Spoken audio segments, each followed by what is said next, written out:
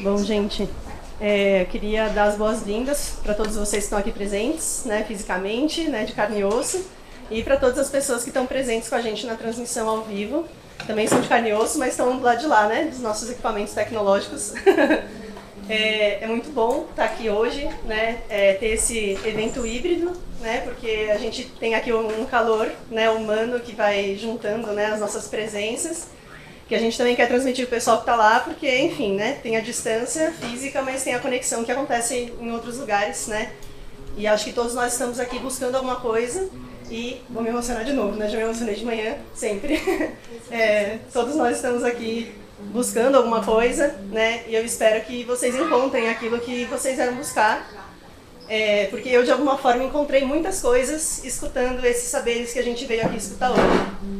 Né? Então, enfim, o movimento que eu, né, como diretora-geral do Centro de Estudos de Promoção da Saúde e Potencialização da Vida, venho movimentando junto com a nossa equipe, né, com as pessoas que trabalham no CP Vida e junto com os nossos parceiros, é de amplificar essa voz, né, criar esses lugares, esses espaços para que a gente consiga cada vez mais se aproximar desses saberes e tenha espaços de escuta, né, espaços para a gente se alimentar desse modo de vida, né, dessas tradições, desses saberes ancestrais que resgatam coisas na gente que o nosso modo de vida nas cidades, né, o nosso modo de vida de trabalho, extenuante, estressante, foi moendo, digamos assim, né. Não vou ficar me estendendo, porque não sou eu que vim aqui, vocês não vieram aqui para me escutar, né. Vou só fazer aqui os nossos agradecimentos e dar alguns avisos, né, para quem está aqui presente, o pessoal de casa também.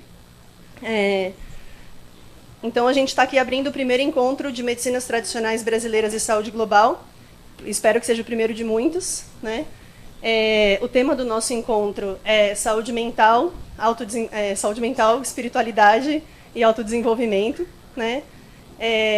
A gente já teve um momento de manhã, né, uma oficina que foi muito maravilhosa, e agora a gente tem um percurso à tarde, né, com 2 mesas. Eu queria agradecer os nossos parceiros, né, o Consórcio Acadêmico Brasileiro de Saúde Integrativa. Um representante do consórcio vai estar aqui daqui a pouquinho com a gente. O Museu das Culturas Indígenas, eu queria um agradecimento especial ao museu por nos receber, né, por entrar nessa parceria com a gente, né, permitir que tudo isso esteja acontecendo. A Controller Assessoria Contábil, né, nosso escritório de contabilidade do CP Vida, que apoia a nossa causa, né, abraçou a nossa causa, permite que a gente continue existindo. A Bari Filmes, que está aqui oferecendo a transmissão ao vivo, né? A gente vai ter uma super gravação desse encontro, né? Todo mundo vai poder assistir depois também no YouTube, vai ficar disponível gratuitamente. E o IAO Alimentos Conscientes, que está oferecendo para nós, né, no nosso coffee break, né, os cafés especiais deles e os chás especiais. Todo mundo vai ter oportunidade de experimentar, de conhecer daqui a pouco. Então vamos para os nossos avisos. A gente tem os banheiros aqui do lado direito, no fundo, e um bebedouro de água, né, se vocês precisarem. Alguns, né, dos participantes indígenas, dos palestrantes indígenas, trouxeram artesanatos, né, então a gente tem um pouquinho aqui em cima sendo exposto. Tem a feira de artesanato lá embaixo, que tem várias tradições indígenas diferentes, né, indígenas que são parceiros aqui do museu, então a gente pede que vocês, né, contemplem, né, esses artesanatos, né. Depois eles podem falar um pouquinho da importância do artesanato também, né, na tradição. E um aviso muito importante que né, esse evento é um evento beneficente. Né? Ele é oferecido gratuitamente aqui no museu para vocês. A transmissão é feita gratuitamente, o conteúdo todo vai ficar disponível gratuitamente. Né? E a gente está lançando hoje, né, nesse evento, um financiamento coletivo para 2 aldeias indígenas que são parceiras do CP Vida, né, da associação que eu sou diretora. E aí a gente tem alguns cartazes aqui que já tem o QR Code para vocês conhecerem o financiamento coletivo, né, cotas de doação, contrapartidas, artesanato indígena, né, e para quem está em casa, a gente tem o QR Code aqui no cantinho do vídeo para vocês conhecerem o financiamento coletivo. Né? Qual que é a finalidade desse financiamento coletivo? A gente no CP Vida foi nas aldeias, né, a gente conversou com eles e eles trouxeram para a gente o que eles precisam de estrutura física, para construir mais estrutura física nas aldeias. Né? Então, nos cartazes vocês podem ler, né, na página do financiamento coletivo vocês também podem ler que, por exemplo, para Tapirema, eles querem construir os banheiros perto do local, né, onde eles trabalham com as medicinas sagradas. Né? Na Tecoarandu, que é na Serra do Itatins, né, que é pertinho de Peruíbe ali, mas a cidade é Itariri, eles têm uma dificuldade com o acesso. Né? Então, sempre que chove, como a estrada de terra é na serra, eles às vezes ficam isolados na aldeia. Né? Mesmo eles têm até um carro 4x4, mas às vezes o carro não desce, não sobe. Né? Então, a gente conversou com essas duas aldeias parceiras, estabeleceu um valor de arrecadação para esse financiamento coletivo, que é um valor que vai permitir que eles, no caso da Tecoarandu, melhorem o acesso, no caso da Tapirema, construam os banheiros para receber mais pessoas na aldeia. Né? E a parceria do CP Vida com essas aldeias, ela tem a finalidade de promover as aldeias, né? Fazer com que as aldeias consigam realizar aquilo que eles desejam, né? Para que eles também possam receber a gente lá cada vez com mais conforto, né? Cada vez com mais... possam transmitir para a gente lá nas aldeias mesmo o conhecimento que eles trazem. Né?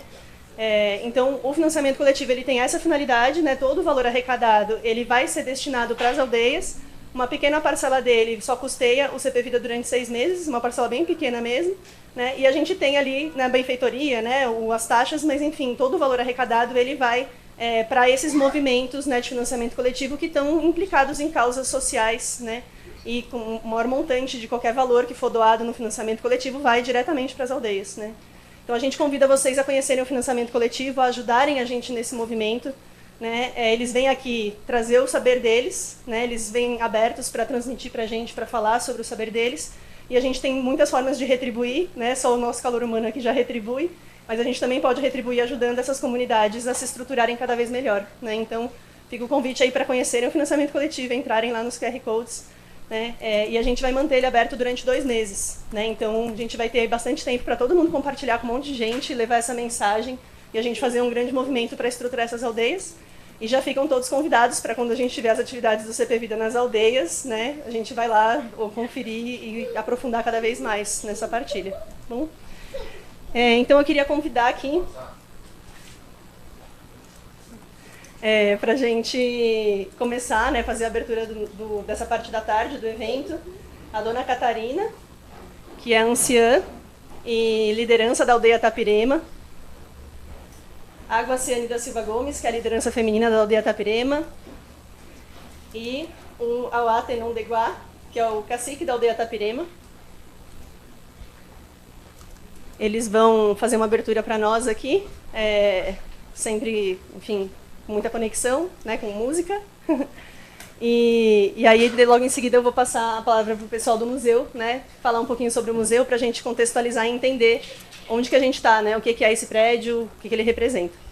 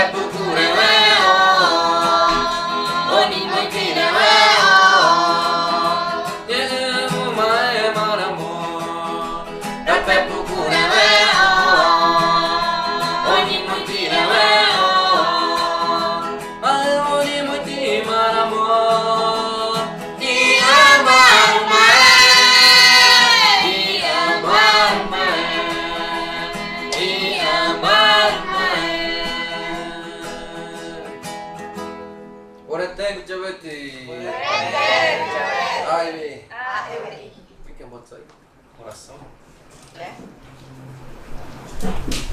Agora eu vou fazer uma oração para todos nós, para que esse dia que já está findando seja melhor ainda, né? Então, Nhadaru Ete, Koa Arujivu, Teta Butere Aju, Pemu Agurupuradu, Pame, Mombarete Ama, Emae Orere, Emoipona Orera Pena, Pamena Pena, Pemoipona.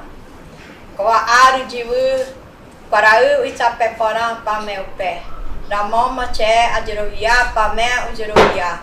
Aipor pediu Mache Aruporandu, Che Apurai, Pemu Ajiroju, Pemu, Aeramo, Che Mombarete Catu, Ore Mombarete, Pame, Aipor Piba, Che Aguruporandu, Koa Ar.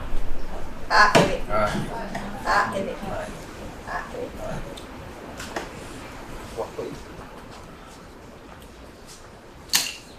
Vocês podem sentar aí. Eu vou chamar o Leandro Caraí. Ele vai falar um pouquinho pra gente desse lugar que a gente está, né, do Museu das Culturas Indígenas. Nhandecarudio, Pauí, Tchererema Caraí Mirim, Juruapama Tcherema Leandro. Eu estou como supervisor aqui da comunicação do Museu das Culturas Indígenas. E é um prazer encontrar vocês aqui hoje. E eu queria iniciar também com um pouco, a gente conversou um pouquinho de manhã, para quem conseguiu vir, né? Que a Simone Taquá falou, em determinado momento, que ela aprendeu com Tiramoiqueri, Tijaroiqueri, né? Que o remédio, né? Que você precisa para se curar, muitas vezes ele nasce perto de você, né? Ele nasce perto da sua casa, nasce perto de onde você tá, onde seu espírito tá. E essa reflexão me levou a pensar que o Museu das Culturas Indígenas, né, ele é como se fosse essa plantinha que nasce no meio do concreto, né, e que muitas vezes fica mais perto para as pessoas virem aqui, né, que moram em São Paulo principalmente, virem aqui encontrar não só pessoas, não só lideranças e conselheiros super importantes para a formação de todo mundo, mas também seres que são para além de humanos, né? Como vocês podem ver na Nheru, né, na exposição da Nheru, que tem toda uma diversidade grande de plantas, né? Aqui a gente tem vários grafismos. A gente acabou de ouvir cantos sagrados, né? Rezos sagrados, de palavras potentes, palavras fortes que transformam a gente. E eu acho que o Museu das Culturas Indígenas tem essa função, né? De ser um lugar também de transformação, de ser o lugar da Taua, que em Guarani a gente chama de Taua, né? Que é a casa de transformações. Então eu queria falar assim que o museu ele nasce com esse propósito, né? De ser um lugar para acolher as pessoas, para promover encontros e, sobretudo, diálogo. O diálogo que transforma, né? A palavra que transforma os espíritos que estão aqui, que são vocês, que são os seres que a gente não consegue ver com o olho, mas a gente sente no coração. Então, o museu ele nasce a partir de uma luta muito forte dos povos indígenas do estado de São Paulo, de várias lideranças, né, que reivindicaram que a gente precisava transformar um pouco essa noção do que é o conhecimento, o que é um museu, onde que fica o museu, né? Onde fica a cultura? O museu, muitas vezes, para o não indígena, é um lugar que concentra o saber.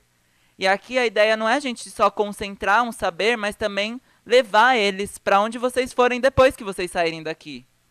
Então, a gente sempre pensa e fala, né, internamente aqui, que o museu está representando, aqui nessa estrutura desse prédio, uma parte, porque nos territórios estão nossos conselheiros, estão as lideranças, estão a resistência, né, da cultura.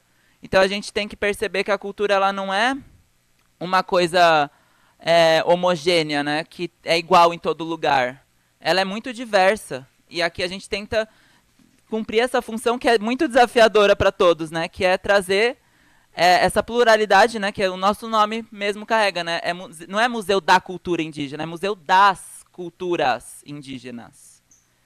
Esse S, esse som do S, né, ele é muito importante porque ele traz essa diversidade que a gente nunca quer pensar que é uma cultura só. Muito pelo contrário, aqui são muitas e muitas culturas. Muitas vezes a gente não tem nem a condição de trazer tantas pessoas indígenas como a gente gostaria, que estão muito longe, estão muitas vezes em outros territórios que vai para além das demarcações de terra, né, dessas fronteiras coloniais.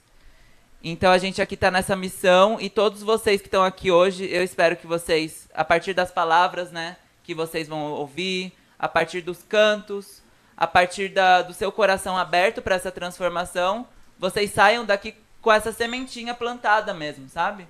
Porque é aqui que vocês podem vir se nutrir e levar para outros territórios, né? Sejam eles na cidade, sejam eles em outras cidades que estão aqui ao redor, sejam eles em outros estados, em outros países, muitas vezes, que a gente recebe aqui, tanto indígenas quanto não indígenas de vários lugares do mundo.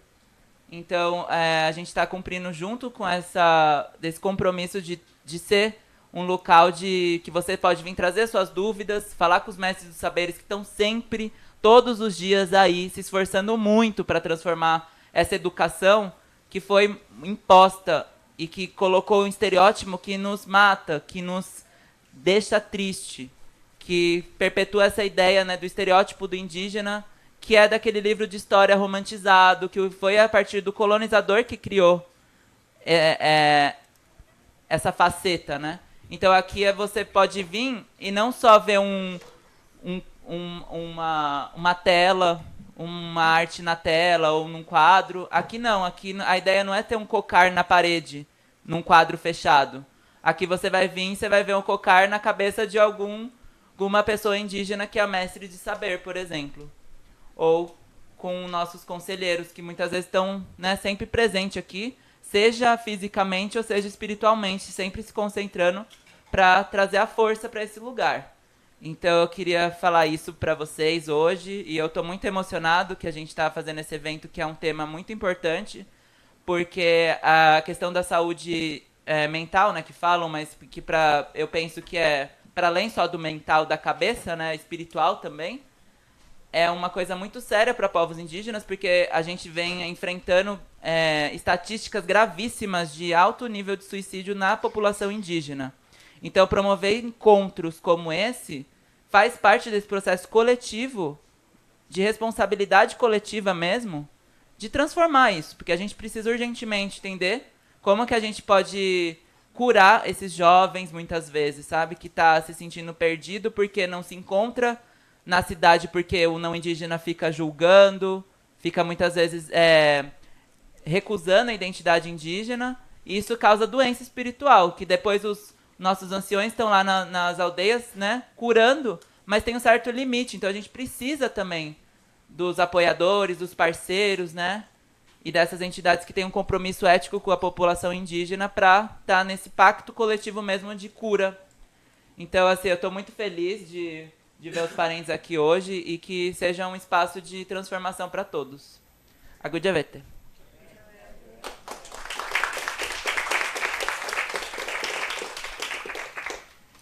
Bom, então a gente começa agora a nossa primeira mesa, né, que é História de Vida, na qual a dona Catarina, a Watenondegua e a Nimboatsinju vão contar a trajetória deles, né, falar sobre a história de vida deles, junto com a história do território no qual eles vivem, no qual eles pertencem, né, que é o território, a terra indígena Piaçaguera. Então, só lembrar de sempre falar com o microfone, né, para o pessoal de casa escutar bem.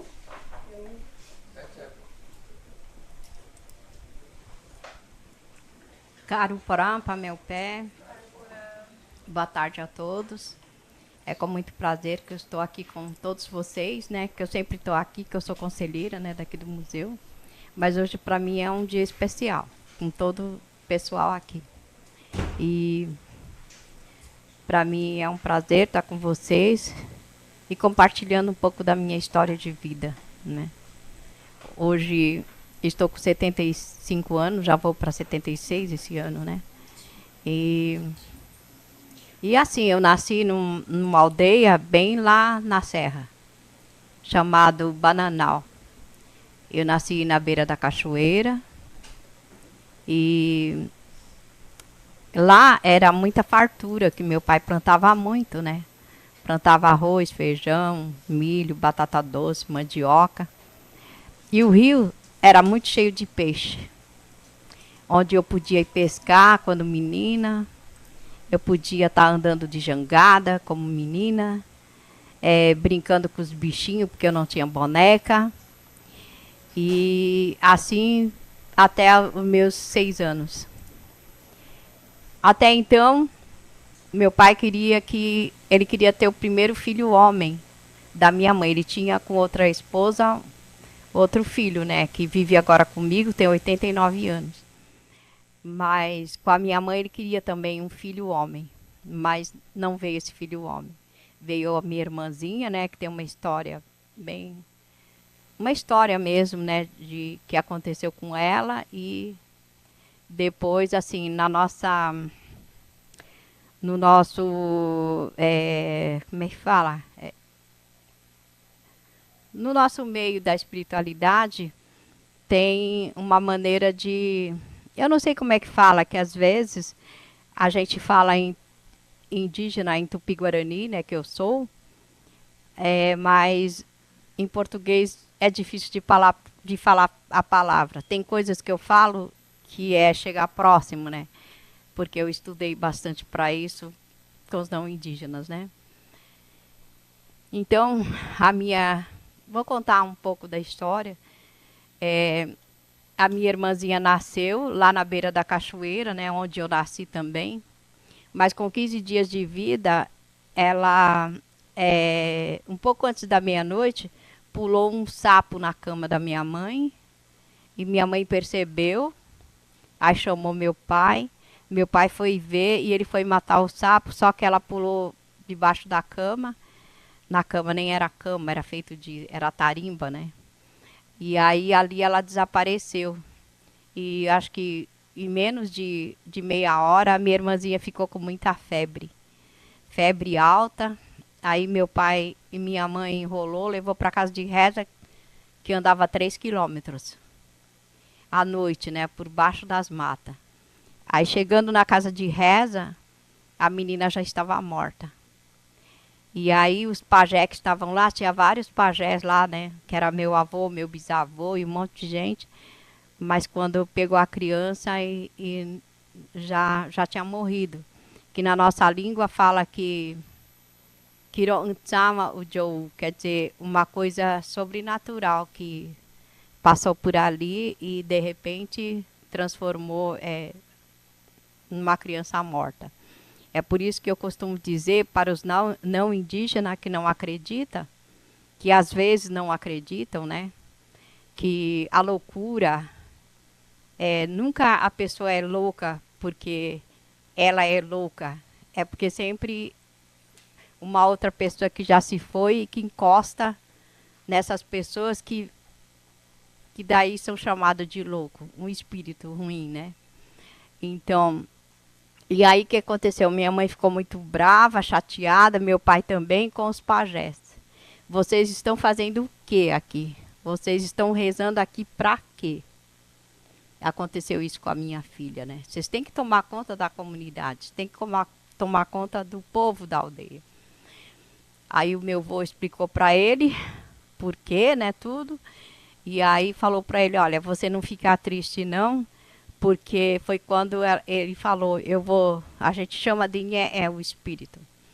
A gente vai pegar o espírito da criança, pôr de volta na sua esposa e ela vai voltar. E foi o que ele fez, né? São muitas explicações que, como eu falo, não dá para falar em português, só na língua indígena mesmo, né? Meus parentes que estão aí, eles devem saber, né? E que entendem. E aí, o que aconteceu? Aí veio eu no lugar dela. Logo depois de um mês e meio, minha mãe já ficou grávida novamente. E aí veio eu, né? Que dizem que eu sou a reencarnação da minha irmã. Então, depois que eu passei muito feliz junto com os meus pais, lá na beira da cachoeira, com 6 anos, meu pai queria que eu fosse civilizada. Civilizada. E aí ele mandou eu vir para a cidade para estudar. E quando eu vim me levaram para São Vicente, me trouxeram para São Vicente. Aí eu não falava, eu só falava na língua materna, né? Eu não falava em português. Porque a minha mãe não falava muito em português, bem pouco. Minha avó não falava nada. Quem falava mais em português era meu pai. E eu vim para a cidade, então para mim foi com muito sacrifício que eu estudei. Aí com 9 anos eu trabalhava em casa de família, lavando louça, fazendo alguma coisa para ganhar um dinheirinho para me comprar meu lápis e caderno. E era difícil, né? Porque todos os não indígenas levavam lanche para a escola. E era muito, naquela época, os indígenas, a maioria não estudava, né? E eu fui para lá, então foi com muito sacrifício que eu estudei até o 4º ano em São Vicente. Então, para mim foi muito complicado isso. Apesar que eu não tive muita, como se chama, preconceito, assim, as pessoas me ajudavam bastante. Mas onde eu morava, as pessoas também eram pobres, né? Então, ajudava, mas com muito pouca coisa, então eu tinha que estar trabalhando para mim poder comprar meu lápis e caderno. E assim, com 11, 12 anos, eu fiz a 4ª série. Aí depois voltei para Itanhaém. Aí com 13 anos eu fui para o convento. Aí fiquei 4 anos no convento, fui coral de igreja, aí aprendi costurar, aprendi bordar, aprendi culinária, aprendi várias coisas com as freiras. E também eu era muito curiosa. Quando eles perguntaram se eu queria ir lá para o convento, não sei se alguém já foi em Itanhaém, que tem um convento lá, antigo, né? E disse que eu fui batizada lá, fui crismada lá, e depois já de grande fiz primeira comunhão lá. Então, mas eu nunca esqueci da tradição do qual eu cresci, né? E eu era muito curiosa desde aquela época, então eu não fui lá porque eu queria estudar. Eu fui lá por causa de uma história que meu avô contava, que lá vivia um corpo seco, e que ele andava à noite. Então eu queria ver o corpo seco, né? Então eu fui para lá. Então eu fui para lá só para ver o corpo seco. Não é porque eu queria estudar, não é porque eu queria ser freira. Fiquei lá só por isso. Aí eu sei que eu vasculhei tudo quanto é canto do convento, mas eu nunca vi esse corpo seco. Aí depois de 4 anos, aí fui trabalhar em vários lugares, né? Trabalhei de babá, trabalhei no mercado. Aí depois eu fui trabalhar na Câmara Municipal como secretária. Durante a semana eu trabalhava na Câmara Municipal, fim de semana eu trabalhava como doméstica para ganhar um dinheiro a mais, porque minha mãe tinha 12 filhos, né? E eu era a primeira dela. Então eu tinha que ajudar meus pais.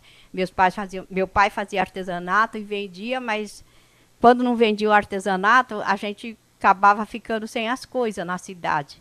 No mato a gente tinha fartura, né? Tinha a mistura que era a caça, tinha as plantações que ele plantava, né? Ele até ajudava outras pessoas da comunidade que chegava de outras comunidades, ele ajudava. Mas na cidade foi um pouco complicado para mim.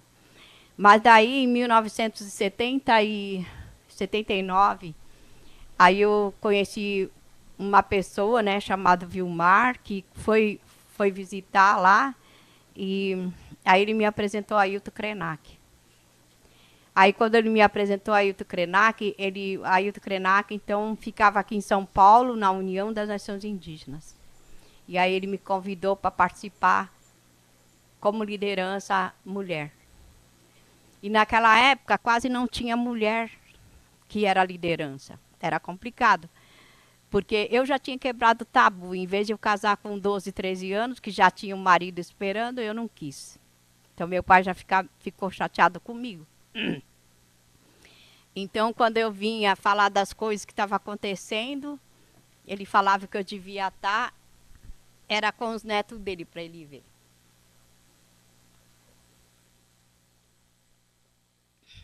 Então, eu comecei, eu ia para lá para casa, mas eu vinha para São Paulo 3, 4 vezes na semana, para mim ver algumas coisas, fazer umas viagens.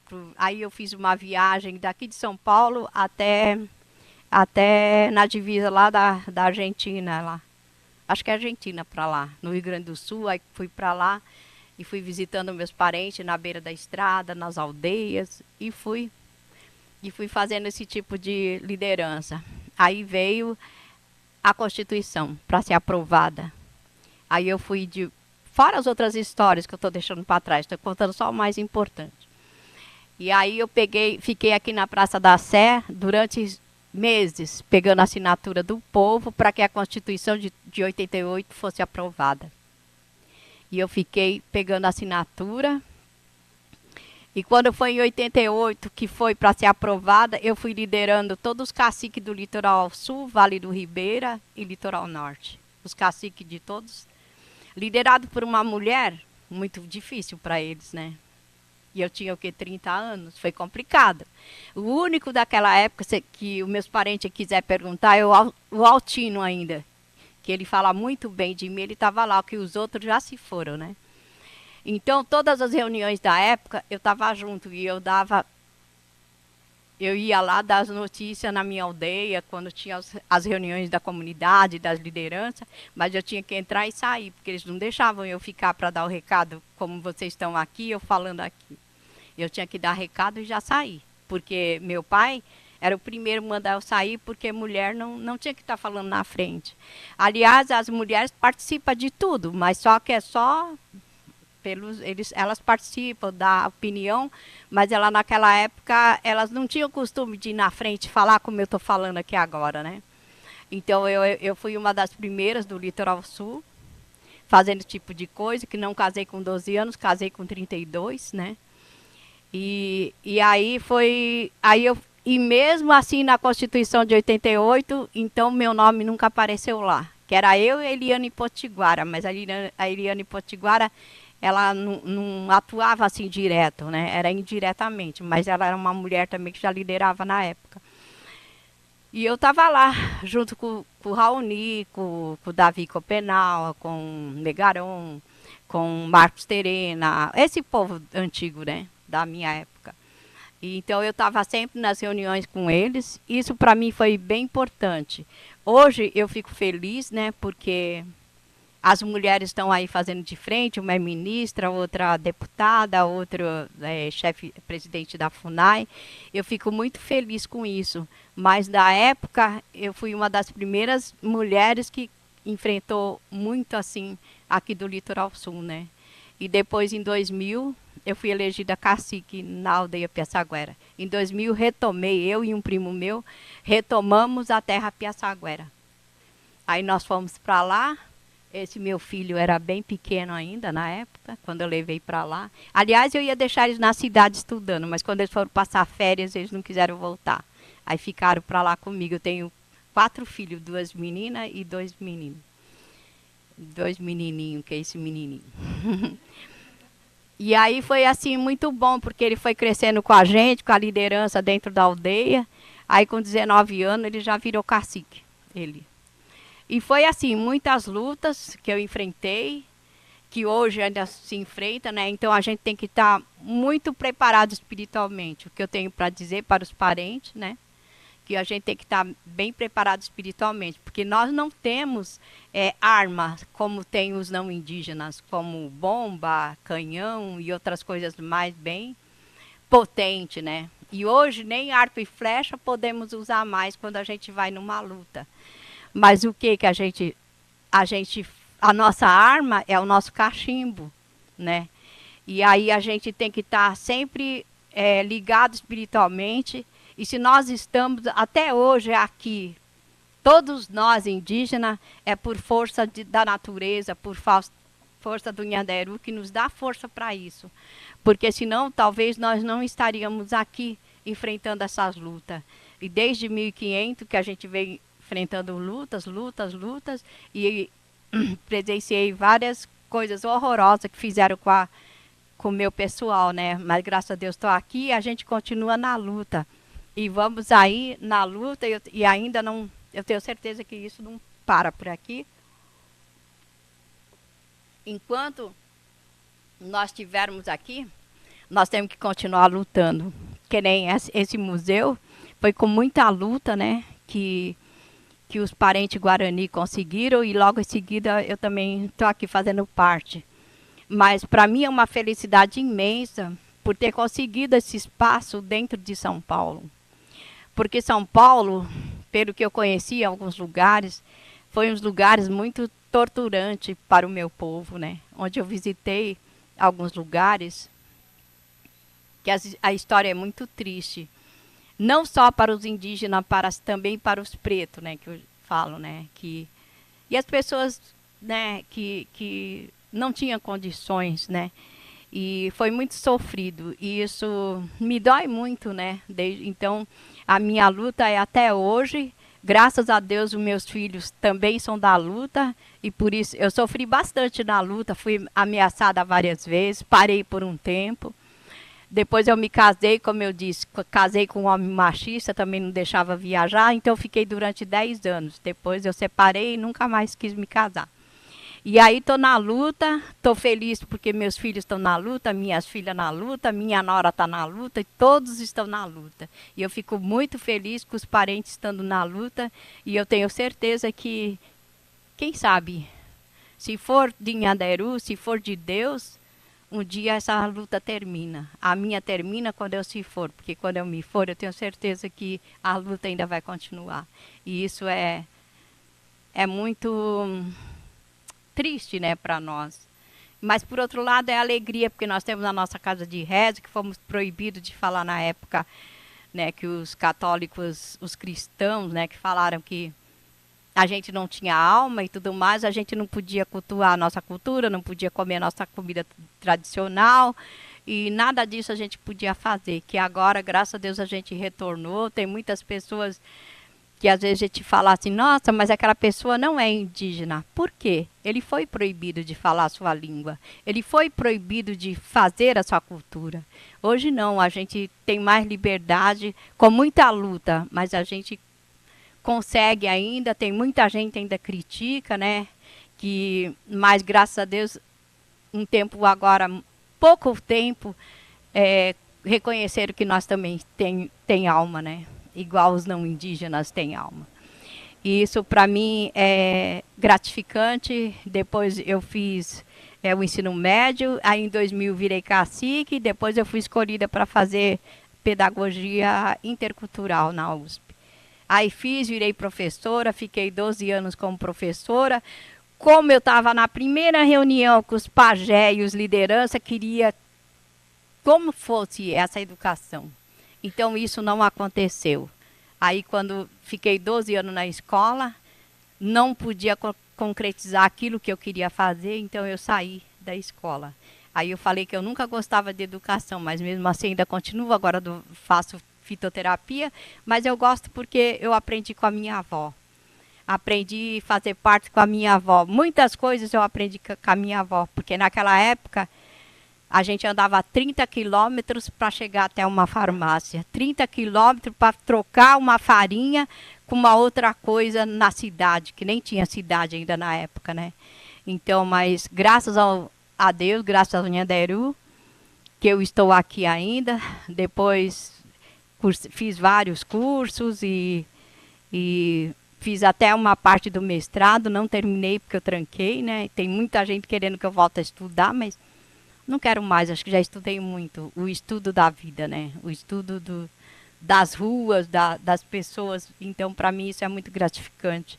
E queria dizer para vocês, né, que é muito bom estar contando com quem está aqui nos ouvindo e que o meu filho está na luta, a minha nora está na luta, todos os meus filhos estão na luta. Então, isso para mim é muita felicidade, porque eles continuam se defendendo e defendendo aqueles que às vezes não conseguem se defender, né? Então, isso é muito gratificante para mim. E eu peço muito ao Nhanderu que me dê força até quando eu puder. Agora, quando eu não puder mais me movimentar sozinha, aí eu quero que ele me leve embora. Obrigada, gente. Muito obrigada.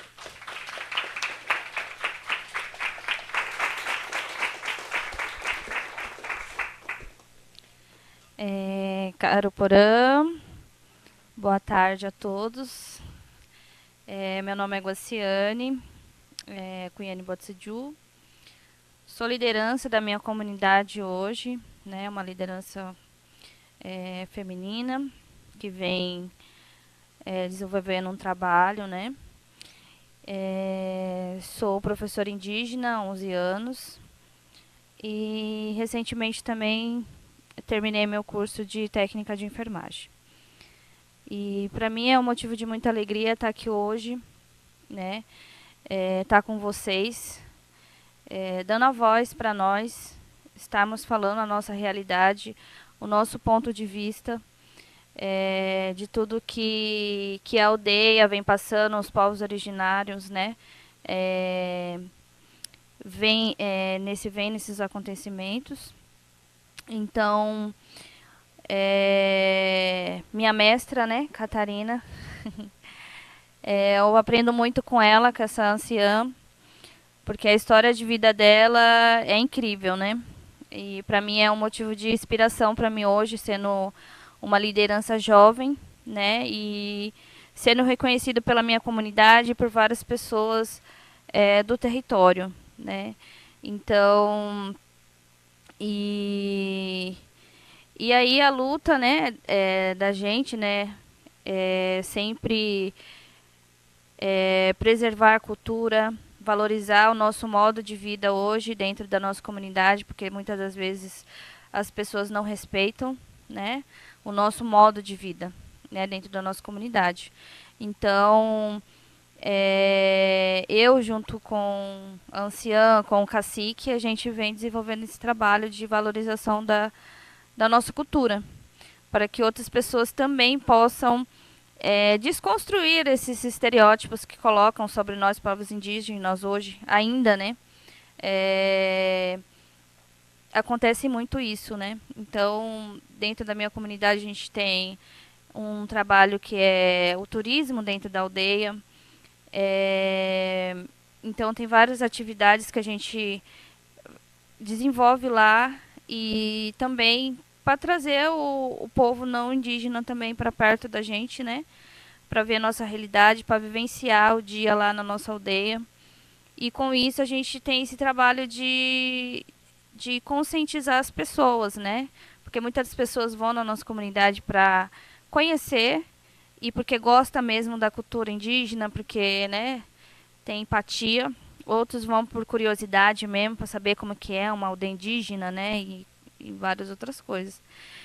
E aí as pessoas quando chegam na aldeia é bem diferente, porque já é um impacto, né? Já esquece tudo que faz aí, né, na vida e começa a vivenciar o nosso dia a dia, né?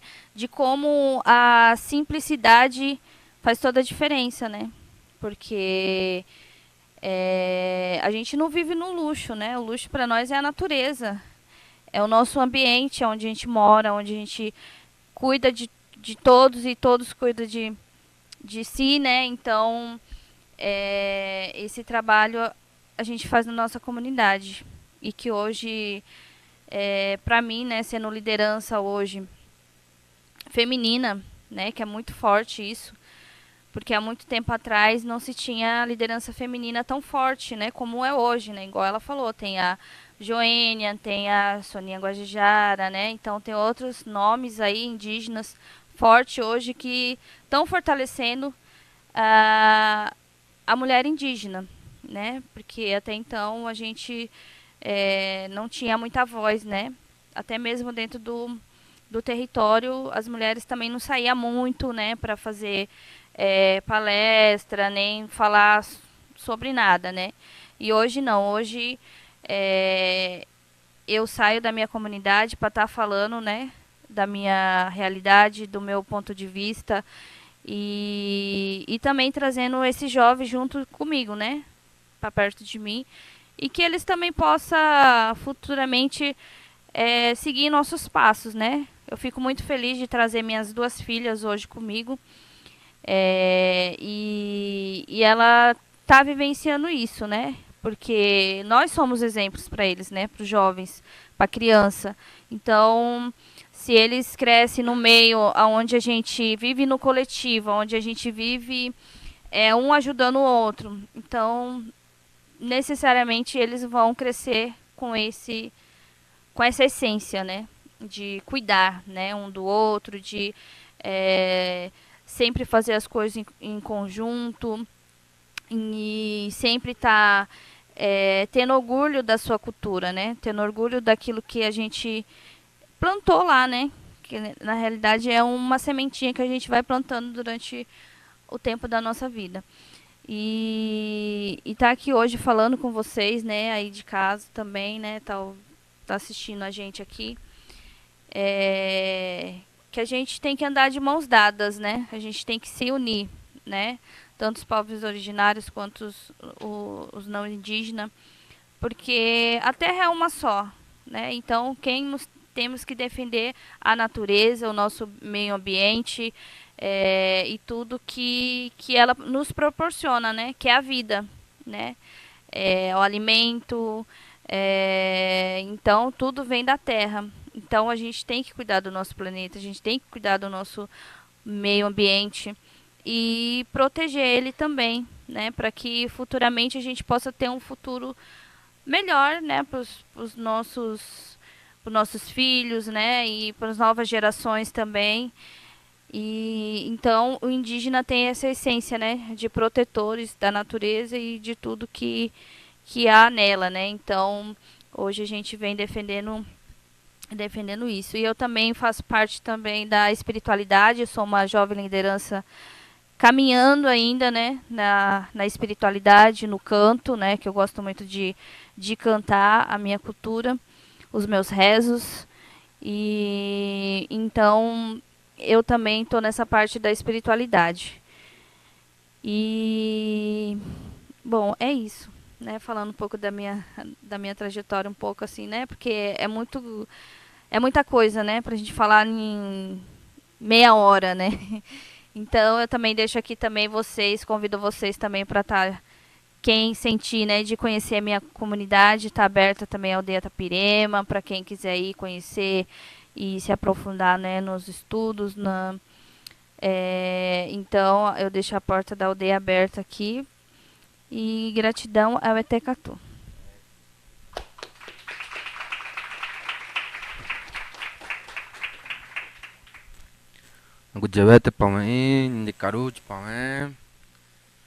Primeiro agradecer a Nandero Tupã por esse momento, agradecer a todos vocês, né, que está aqui presente para nos ouvir, né.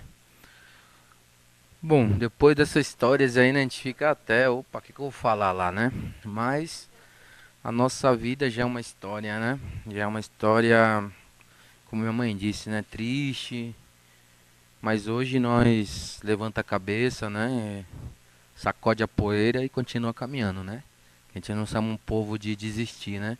Somos ao contrário, somos de resistir, né? Então a gente resiste até hoje, né? Mas falou os indígenas lá no passado, não, o indígena está no presente, né? Eu achei muito forte a fala do parente, né? O museu, ele mostra a cultura, não, as culturas indígenas, né? E não é o museu que mostra o passado, mas sim o presente. Então isso é fortalecedor, né? Bom, para contar um pouco da minha história, minha mãe já deu um pouco, já falou um pouco, né? Quando eu cresci, quando eu cheguei nesse mundo, pra mim que tava crescendo era muito difícil, né? Meu pai era machista, né? E minha mãe era o contrário, minha mãe já queria quebrar as barreiras, então eu vivia naquele mundo, né? Assim, né? Meu pai falava, calma. Eu falei, pai, mas a mãe falou isso. Não é assim não. Então é difícil, né? A gente já fica, né? Assim, né? E eu já nasci já com aquele intuito, né? Todos os meus parentes, meus avós, meu bisavô era tudo cacique, né? Tudo liderança forte. Quando não era cacique era pajé, né? Então eu já nasci nesses dois berços, da espiritualidade e da liderança, né?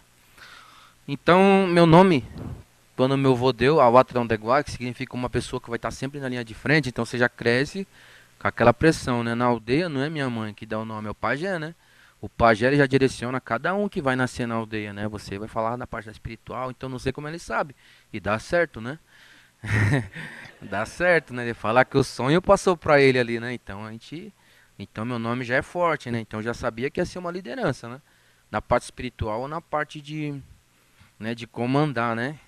E então quando eu fui pra aldeia de novo, né? Eu morava na aldeia, nasci na aldeia, né? Bananal. Aí minha mãe foi pra cidade lá, né? Meu avô pra estudar, e eu também tava, né? Só que quando ela voltou pra aldeia, né? A gente que não quero mais sair daqui, né? Que é o lugar nosso, né? Então a gente ficou lá. Eu fui o que falei, né, mãe? Não quero voltar mais, não. Eu vou ficar aqui, né? Isso com 9 anos de idade, né?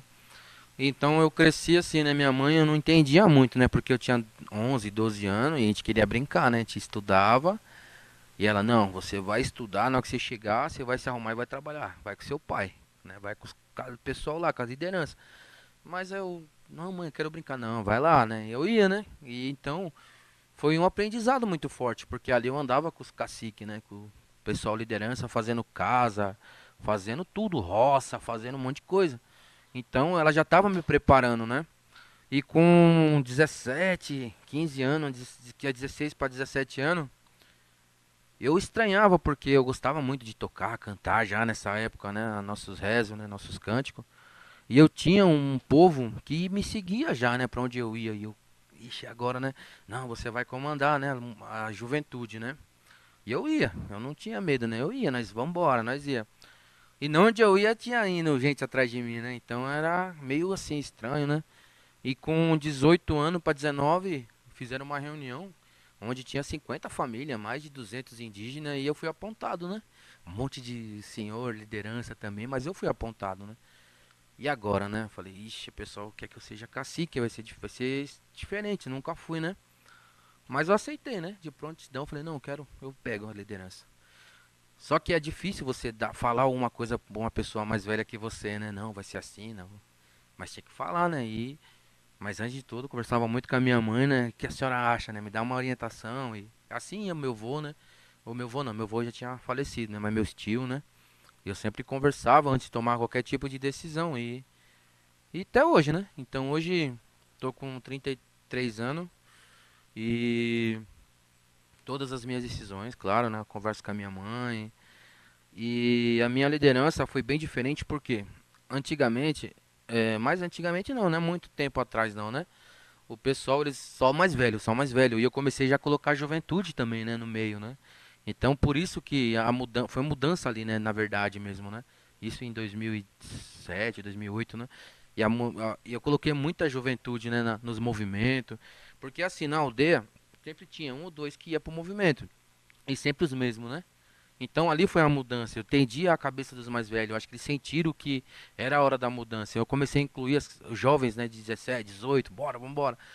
E teve um movimento, no movimento com a FUNAI, onde eu consegui levar que é umas 80, 90 indígenas para um movimento, eu comandando. Então ali eu falei, agora aqui eu já estou numa força a mais, né? Então eu levava o pessoal, né, eu falo sobre o meu comando, mas era um comando coletivo, né? Nós tinha a nossa liderança, né, que tomava essas decisões. Então ali eu senti a mudança, né? Então hoje eu sou cacique da aldeia já, né? Mais de muito tempo, desde os 18, 19 anos. E sempre na frente do trabalho, né? Hoje eu também tenho um cargo muito importante, que eu sou representante, né, do nosso território, do Litoral Sul, né? Chamado uma organização Arpim Sudeste, né? Onde eu sou uma liderança da linha de frente, né? Onde eu ocupo esse espaço. Tá o meu vice ali também, olha, tá sentado ali o Ronaldo Guarani, né, de outro povo, né? Então ele faz parte desse movimento, ele também vai estar falando aí, né? Então hoje nós estamos na frente desse trabalho, né? Dessa organização. Hoje também faço parte da CESAI, né, que é a Secretaria Especial de Saúde Indígena, né? Sou assessor indígena de saúde, né? Maio vai fazer 2 anos já também que estou na frente da parte dessa, desse trabalho, né? Onde a gente faz esse entendimento nas comunidades, né, sobre esse atendimento diferenciado que a gente tem, né, dentro da Secretaria Especial de Saúde Indígena, né, federal. Então a gente faz parte desse movimento, né. E hoje eu fico muito feliz, né. Hoje nós estamos nesse território onde minha mãe falou que fez a retomada, né, junto com meu tio. Participei dessa retomada com 8 para 9 anos de idade. Mais de 20 anos nós estamos nesse território. E a luta, ela é contínua, né, ela não para, né. Como a minha esposa diz, a pessoa chega com um estereótipo na cabeça de julgamento, onde quando ele sai da aldeia ele sai transformado, né? A gente quebra essa casca, né, que tem, né, desse pensamento já, como é que fala? Ela faz parte, é um pensamento mecânico, né? Parece que você vai, eles colocam na sua cabeça e aquilo que é. Né, eu vou contar uma história, né? Não se sente ofendido quem é católico, né? Chegou um rapaz na aldeia, ele falou, tava nós três assim ainda. Tava nós três assim. Ele chegou, olhou, vocês não vão pra missa? Não, a gente não vai na missa. Tem que ir pra missa domingo. Vocês têm que ir, tipo, impor. Eu falei, mas por quê? Ele falou, não, vocês têm que ir, é bom. Eu falei, não, bom, nós temos nossa casa de reza, né? Nós temos nosso sistema, né, de adorar Nyanderu Tupã. Não, é o mesmo, né? É o nosso Deus.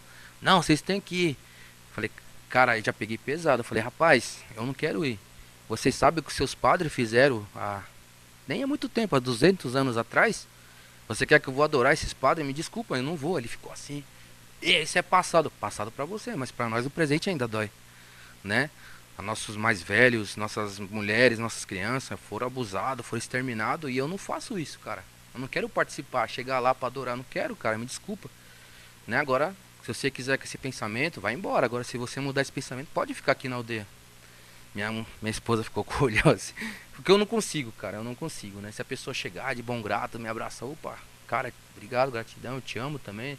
Sem julgar, cara, a gente usa nosso canguá, nosso petanguá, nosso cachimbo, né? Então, nossos colares, né? Que a gente fala que é nossos uraijá, nossos guias, né? Então, tem que respeitar, né? Um respeita o outro.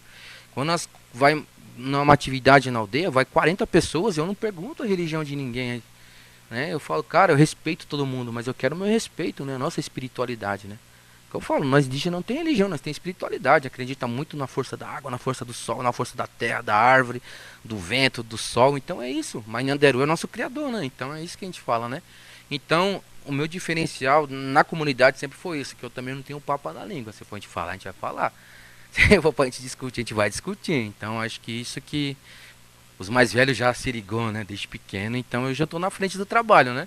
Mais de 10 anos aí, né? E graças a Deus, cada vez Nyanderu Tupã, né? Pessoal, a gente tem as nossas atividades. Agora, dia 22, nós estamos indo para Brasília. Estamos levando mais de 50 indígenas, né? Não no meu comando, mas né? A gente vai junto, né? Então é isso, né? Estamos na luta. E ela disse, a porta da aldeia tá aberto lá. Quem quiser conhecer, também tem as redes sociais. Quem quiser seguir nós, a gente sempre posta nosso trabalho, né? Minha mãe trabalha com fitoterapia, né? A gente trabalha com turismo, né? A gente fala que é turismo consciente, né? A gente fala que é um turismo consciente. Quando vai pra aldeia lá, né? Tem regra lá, né? Não é aquela que você liga o som, pega a cerveja e fica... Não tem isso não. Quiser isso, vai pra fora, né? Vai embora, né? Ali, né? Vai aprender tudo a espiritualidade, né? Eu fico feliz porque, como a minha esposa disse, cara, tem muitos não indígenas que vai na aldeia e sai transformado. E até hoje tem vínculo com a comunidade, né? Tem o Denis aí, né, Denis? Que foi também participou da atividade, junto com as crianças dele. E até hoje tá com nós lá, cara. Faz muito tempo, já faz parte da aldeia lá, a gente fala. Né, a Carol, muitas pessoas, né? Ali, ó, também ali, ó, que foi na aldeia, participou de uma vivência. Então são pessoas que a gente sempre tem um vínculo, né? Que a gente se encontra, que sai mudado, né? Nós sai também mudado, né? Como eu falo, quando você chega na aldeia, não é só vocês que aprendem, nós aprendemos muito também, coisas boas, né? Mas é isso, então, gratidão mesmo, né? Quem quiser seguir nós aí. Então a gente vai também agora abrir para pergunta, é isso, né? Vai abrir para pergunta, se alguém tiver alguma pergunta. A gente está aqui à disposição. Raiva Tecatu.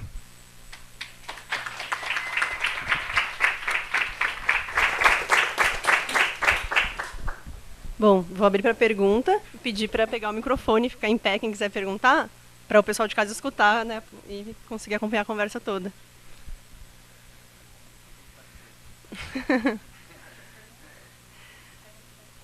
Quer falar? Eu tenho um monte de perguntas, gente, mas eu me controlo, porque senão... Olá, eu gostaria que vocês falassem um pouquinho mais sobre a escola na aldeia Tapirema, né? Dessa luta, dessa construção que teve lá.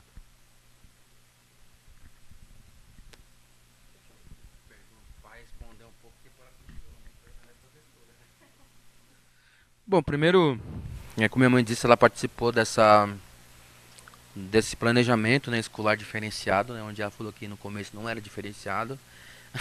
Ela teve que sair porque é muita imposição ainda, né? Hoje nós temos um trabalho já junto com os indígenas, né, que tá fazendo esse planejamento, né, para mostrar onde que tá esse diferente das comunidades, né, da aldeia. E a escola na aldeia quando nós fizemos essa retomada, hoje nós temos espaço chamado Espaço Tapirema, fica dentro do território Piaçaguera, né? Piaçaguera é muito grande, né? Somos composta por 12 comunidades, 12 lideranças, mas todas as decisões entram, as conversas para ver o melhor caminho que vai ser decidido para aquele território, né? Para o pedaço da terra toda.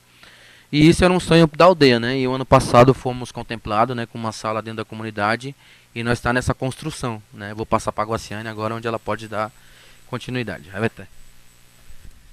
Bom, a nossa salinha, né, da Tapirema, a gente tem uma salinha de aula, né, que é feita de pau a pique.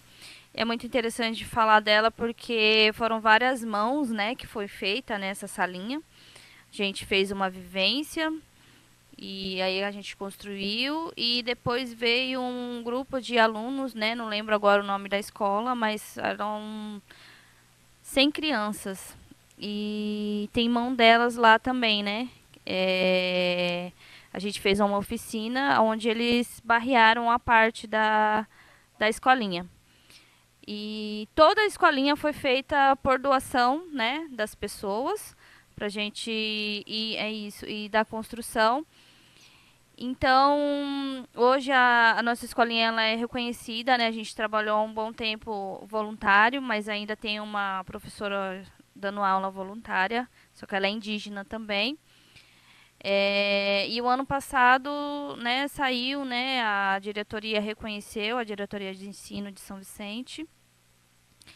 E no final do ano, né? Então, aí a gente levou a escolinha, né, porque a gente não tinha contratação de merendeira, porque é tudo burocracia, né? Não é do dia para a noite, né, que a gente consegue contratar uma merendeira, ter o alimento, né, da prefeitura. Então, a aldeia que estava custeando a alimentação, né? Então, desde setembro do ano passado, a aldeia com nossos eventos ia e comprava os alimentos para ter na merenda escolar, né? Para as crianças, para não prejudicar as crianças. E aí, há pouco tempo, acho que foi a semana passada, a gente já teve uma vitória que foi contratada uma merendeira e está trazendo a alimentação, né? A prefeitura de Peruíbe começou a levar os alimentos. Mas, assim, igual, é muita luta, né?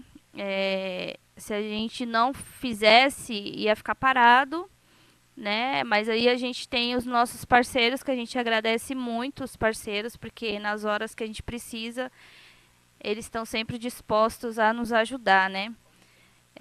Igual como o Denis também, né? O Denis, a Kellen, no começo ajudou bastante a gente lá, nessa construção da escolinha. E falando um pouco dessa educação, a gente tem uma educação diferenciada, onde nós, professores indígenas, temos que fortalecer a nossa cultura, né? Então, é a língua, né? A língua tupi-guarani, é o canto, é a comida típica, muitas coisas relacionadas à cultura, né? E também, além da cultura, eu também tenho que dar a língua português, matemática, ciência, geografia e artes, né? Então, e inserir isso tudo dentro da escolinha. E a escolinha também não é só ali entre quatro paredes, né? Nós professores temos autonomia de estar trabalhando fora da sala com os alunos, né?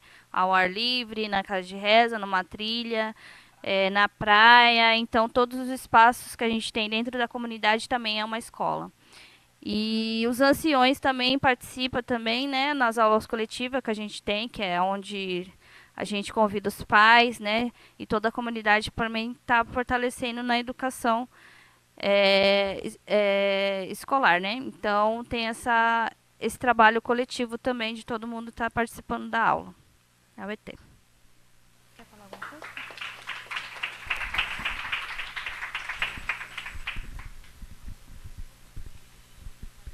Alguém quer? Bom, eu vou fazer minha pergunta, então. Vocês contando, né, as histórias de vocês, história de vida, né, Dona Catarina, vocês, né, que são duas lideranças jovens, né, que estão à frente, até trazendo, né, perguntando um pouco sobre até o tema do nosso evento da saúde mental, né. Eu acho que a nossa sociedade branca, né, ela adoece, né. E desde que eu comecei a conviver, né, a participar e escutar mais, né, as tradições brasileiras, né, indígenas, afro-brasileiras, a gente vê que existe uma preservação de um modo de vida que é completamente diferente do que está proposto nas cidades, digamos assim, né? Existe essa afronta, né? Enfim, essa cidade, digamos assim, ela que né, vocês lutam para preservar isso que a gente que está adoecendo a todos nós, né? Então, o que eu queria perguntar para vocês é assim, quando vocês estão num lugar, né, que é isso que a gente às vezes chama de adoecimento mental, né? Então, com uma dificuldade, não sabem o que fazer, ou tem alguma, sei lá, se sentem mais cansados, sem vitalidade, né? Como que vocês fazem, assim, para se manterem fortes, né? Para conseguirem ter essas trajetórias e manterem a luta, como vocês trouxeram? Boa pergunta. A gente, na comunidade, na aldeia, a gente tem um modo de vida diferente que a gente chama de Anderecó, né? Que é o nosso modo de enxergar o mundo, né? E a gente não pode perder essa essência, a gente fala para os mais jovens, né? Então, desde pequeno já começa esse trabalho, né? Vocês vê, né? Quando a gente foi cantar, eu já chamei minhas filhas para estar participando, né? Para ela já nascer, né? Com essa sabedoria, né, dos nossos cânticos sagrados. Então eu faço questão de chamar eles, né? Então na aldeia funciona do mesmo jeito, né? A gente já chama todas as crianças desde pequeno. Eu cresci assim, né? Onde quando ia pra casa de reza, nós levamos as crianças, né? Quando a gente vai cantar, a gente tem que colocar as crianças, né?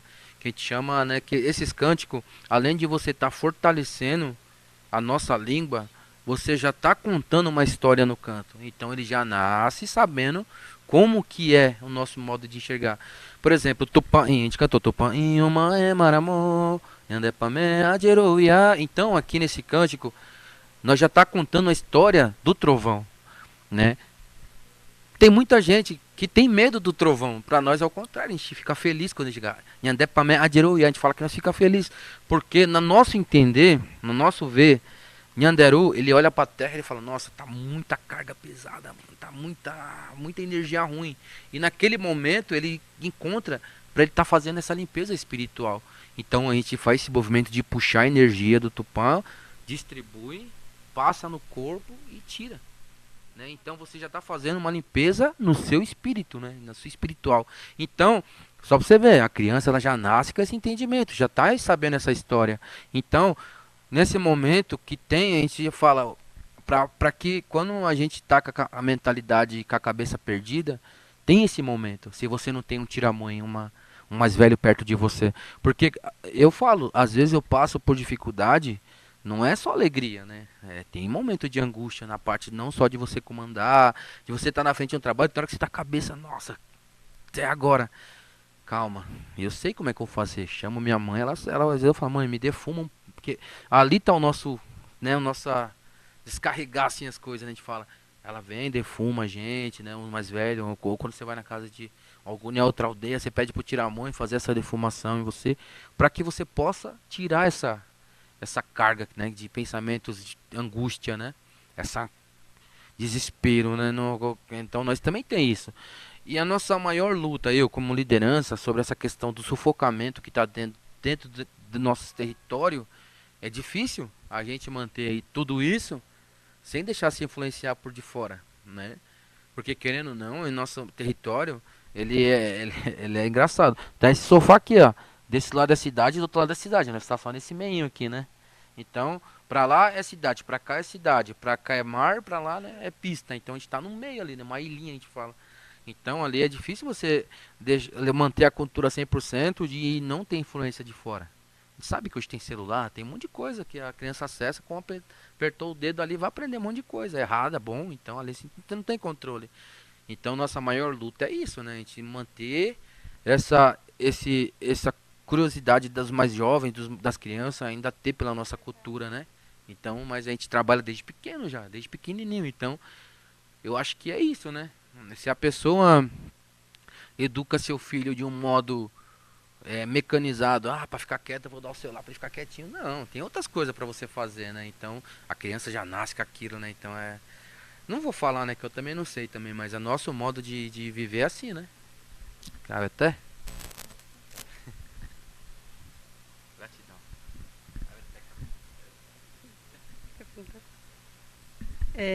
Você quer perguntar? Ah, tá bom. Tô só esperando o sinal do tempo tá acabando.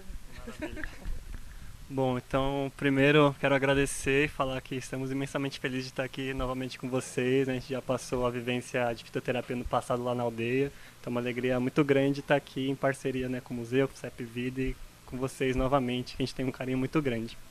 Eu vou fazer uma pergunta aqui que foi feita, né, pela nossa live. Vou repassar aqui, é da Arlete Esteves. Ela pergunta se vocês podem falar um pouquinho mais sobre as lutas, sobre a evolução das lutas e quais as expectativas educacionais para as crianças até 2030. Ela põe uma previsão, né? Então, entendo que seria nesse sentido, né? Como tem sido essa luta da educação até aqui e o que vocês almejam para as crianças e para a parte educacional daqui para os próximos anos, né? Alete.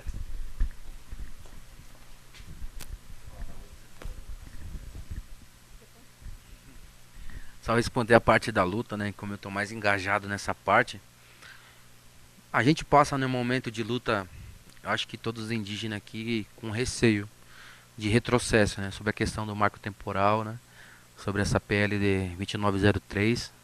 Então a gente está passando num momento de preocupação, né? Porque essa lei ela não foi vetada totalmente pelo nosso presidente, né? Teve ainda umas brechas que ele deixou. E ainda está tramitando na parte do Senado, nessa 2903, sobre esse retrocesso, né? Sobre revisão dos territórios de 88 para cima, né? De 88 para lá, quem tinha o seu território demarcado está tranquilo, mas o nosso foi demarcado em 2014 pela Dilma Rousseff. Então, nosso território foi demarcado, então ainda corre o risco. A gente não está totalmente ainda, né, tranquilo, né? Ele foi demarcado, mas pode ser revisto, né? Se essa PL, né? Se esse marco temporal passar, né? Que já foi vetado já pelo STF, mas ainda está em processo ainda de revisão, então a gente está preocupado, né? Então a nossa luta, nós, né? É para que essa perseguição, a gente fala que é uma guerra infinita, mais de 500 anos de guerra, né?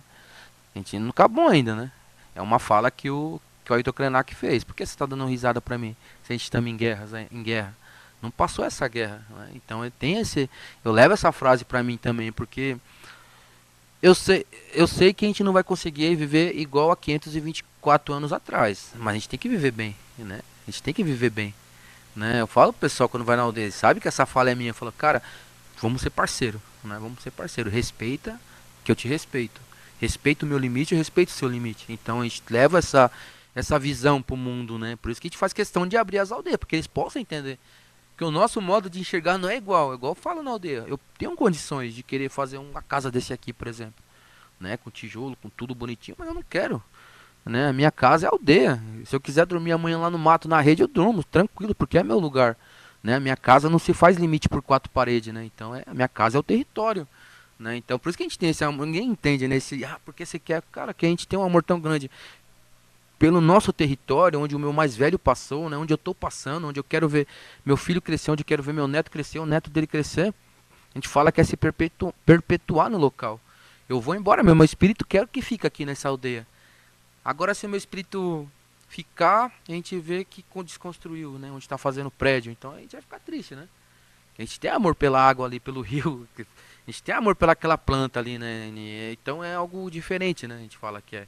Então é isso, né? A nossa luta hoje para que mantenha o nosso território vivo, né? E a nossa luta é que nossa cultura também se mantém vivo junto com esse território. Então é difícil, né? É muita luta constante, né? Então acho que é isso, né?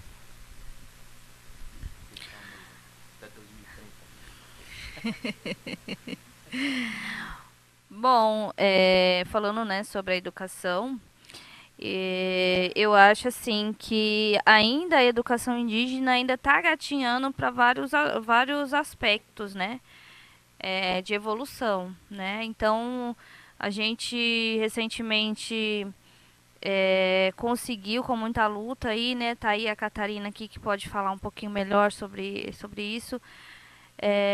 Sobre a faculdade intercultural que está sendo feito agora, né? Abriu a inscrição, temos 40 alunos, né? Fazendo essa faculdade diferenciada, porque o Estado, né, cobra muito isso, né, esse ensino diferenciado, e que às vezes não é respeitado, né, nós, né, da educação, né. E muitas das coisas eles querem, exige muito, né, que a gente sempre está lá na internet colocando as aulas, né, e tem que botar no sistema.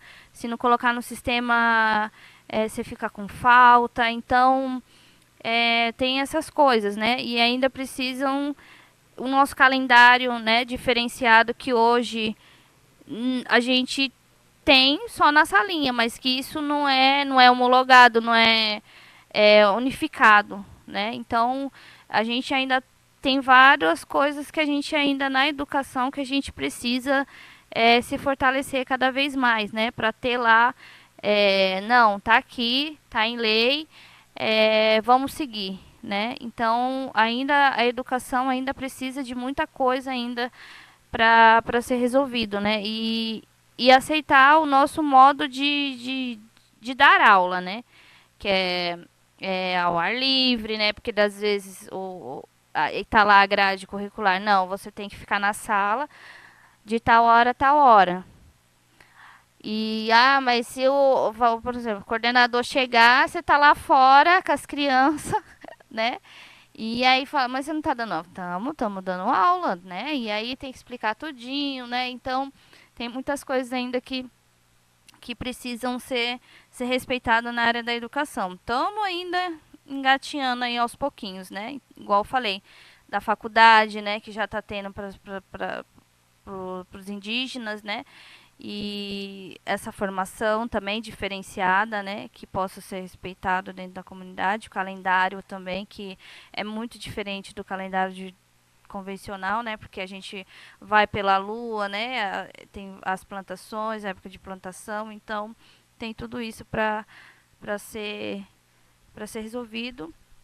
E em questão de educação para os alunos, né? Projetando aí para 2030, né? Que ela falou, que os jovens, né? As crianças possam ter muito orgulho da sua cultura e que eles possam levar isso adiante, né? Porque se a gente não fortalecer os nossos jovens e as nossas crianças, consequentemente o que pode acontecer não existir mais, né? A cultura, né? A língua, o modo de vida. Então, a minha preocupação hoje é fortalecer eles para que não deixe morrer a cultura, né? Não deixe morrer essa cultura tão linda, tão rica e tão maravilhosa, né? Então, é sobre isso. Você quer complementar, Cata? Então, vou falar um pouquinho da educação. Eu estudei dentro de 4 paredes, né? Foi complicado, aquela educação moda antiga, que levava reguada na mão, de castigo no milho e essas coisas, né? Então, eu sempre, quando eu fui fazer a pedagogia diferenciada na USP, eu falei muito sobre isso, né? Então, a gente fez como a gente queria que fosse. Mas até mesmo na época, quando eu fiz a faculdade, a gente fez várias críticas dos professores. Como ele vai dar aula se a maioria viver em outras aldeias? Mas como ele vai saber o que a gente quer? E às vezes um professor, claro, parabenizo, porque ele se esforçando muito para poder nos dar a aula que a gente queria, né? Mas mesmo assim, ficava muito a desejar, bastante coisas, né? No entanto, que quando eu cheguei na sala de aula da USP, então eram só 4 etnias. Era Guarani, Caingangue, Terena e Krenak. Aí nas primeiras aulas, que tinha aula em Terena, em Krenak, que vinham os professores das aldeias, não os professores, vinham os mais velhos para dar aula para os alunos ali. Mas na hora de dar aula para os Guarani, os Tupi falavam um pouquinho diferente, sabe? Aí foi quando eu questionei, né? Eu falei, gente, eu não falo igual. Quer dizer, eu até falava, porque desde menina eu cresci por aí tudo, no mundão, né?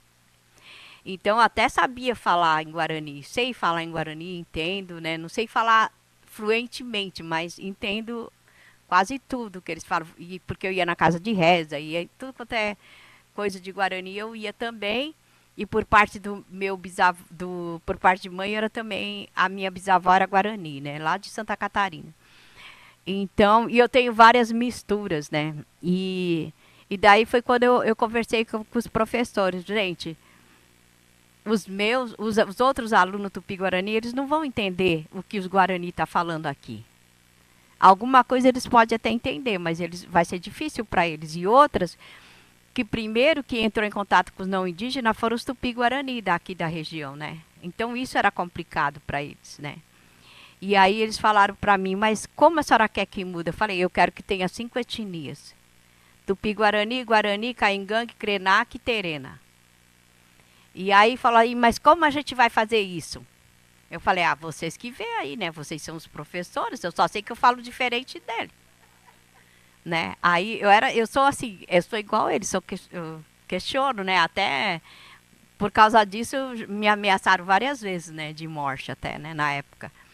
E aí, o que eu fiz? Aí a professora, acho que era de português, ou qualquer coisa assim, Aí ela falou para mim, então vou fazer o seguinte, você conta uma história daqui do seu lugar de Tupi-Guarani que os Guarani não entendam. E eles vão contar uma história que você não entenda. Eu falei, por mim tudo bem, porque todas as histórias da região daqui de São Paulo, para lá, eu sei muitas histórias, né? Aí eu contei do lugar onde eu morava. Aí, por outro lado, os meus parentes de Guarani estão aqui. Por outro lado, era o pessoal lá, o Basílio, um pessoal que veio pouco tempo da Argentina, né? Então eles não iam saber as histórias daqui. Aí eu contei a história e eles não sabiam realmente. Mas a maioria da história que eles contaram, eu sabia. Só que eu falei que eu não sabia. Malandra eu, né? E aí, então, aí fomos reconhecidos como Tupi-Guarani. Então, eu que fiz essa mudança na faculdade, na época, que nós não éramos reconhecidos como Tupi-Guarani.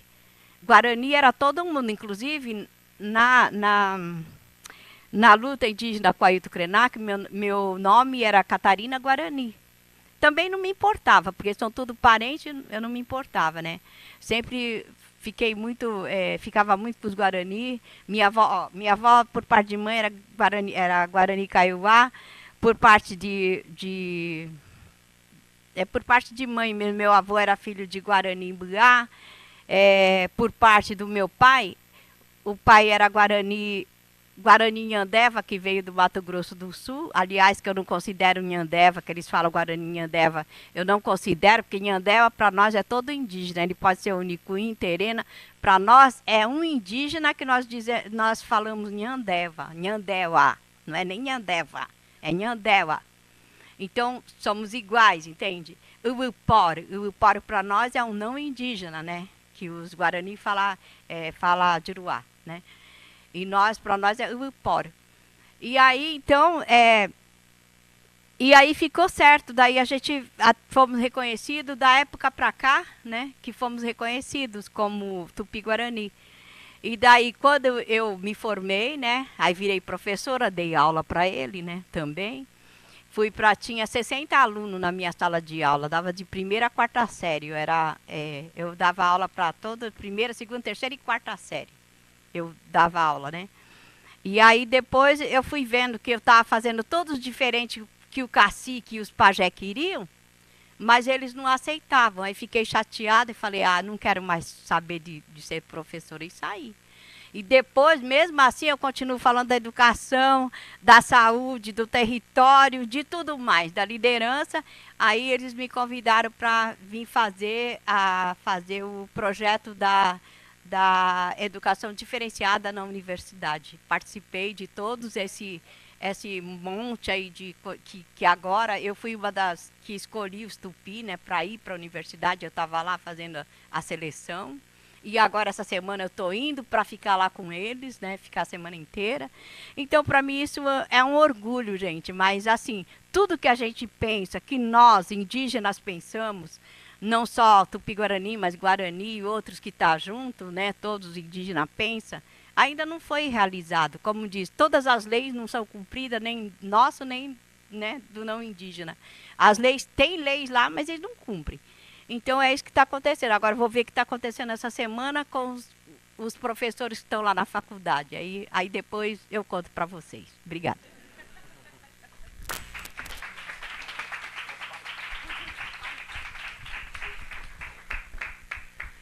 Bom, eu queria agradecer muito, né, a presença de vocês aqui, a presença, né, de vocês 3 lideranças e junto com vocês a Tapirema, né, a comunidade de vocês. Acho que é muito importante, né, a gente se aproximar, ver, né, carne e osso como a gente está vendo e como eles já convidaram, deixar as portas abertas, né, a gente se aproximar mesmo, né. Depois, enfim, a gente tem o contato de todo mundo, a gente vai mandar as redes sociais, né, os contatos também, e aí todo mundo tem essa oportunidade de cada vez estar mais próximo, conhecer mais, se aprofundar, né. A gente tem agora um coffee break rapidinho de 15 minutos. Está colocado aqui do lado esquerdo para vocês, né? E aí a gente toma um café, banheiro, né? Dá aquela descansada e começa a nossa próxima mesa, tá bom? E lembrando, nosso financiamento coletivo, quem puder contribuir, já está aí, né, nas paredes, né, o QR Code para vocês acessarem. E o pessoal que está em casa, do lado de cada tela. Acertei? Para a gente entrar nesse movimento junto, construir junto, né, e cada vez fortalecer mais essas tradições. Muito obrigada, gente. Até daqui a pouquinho.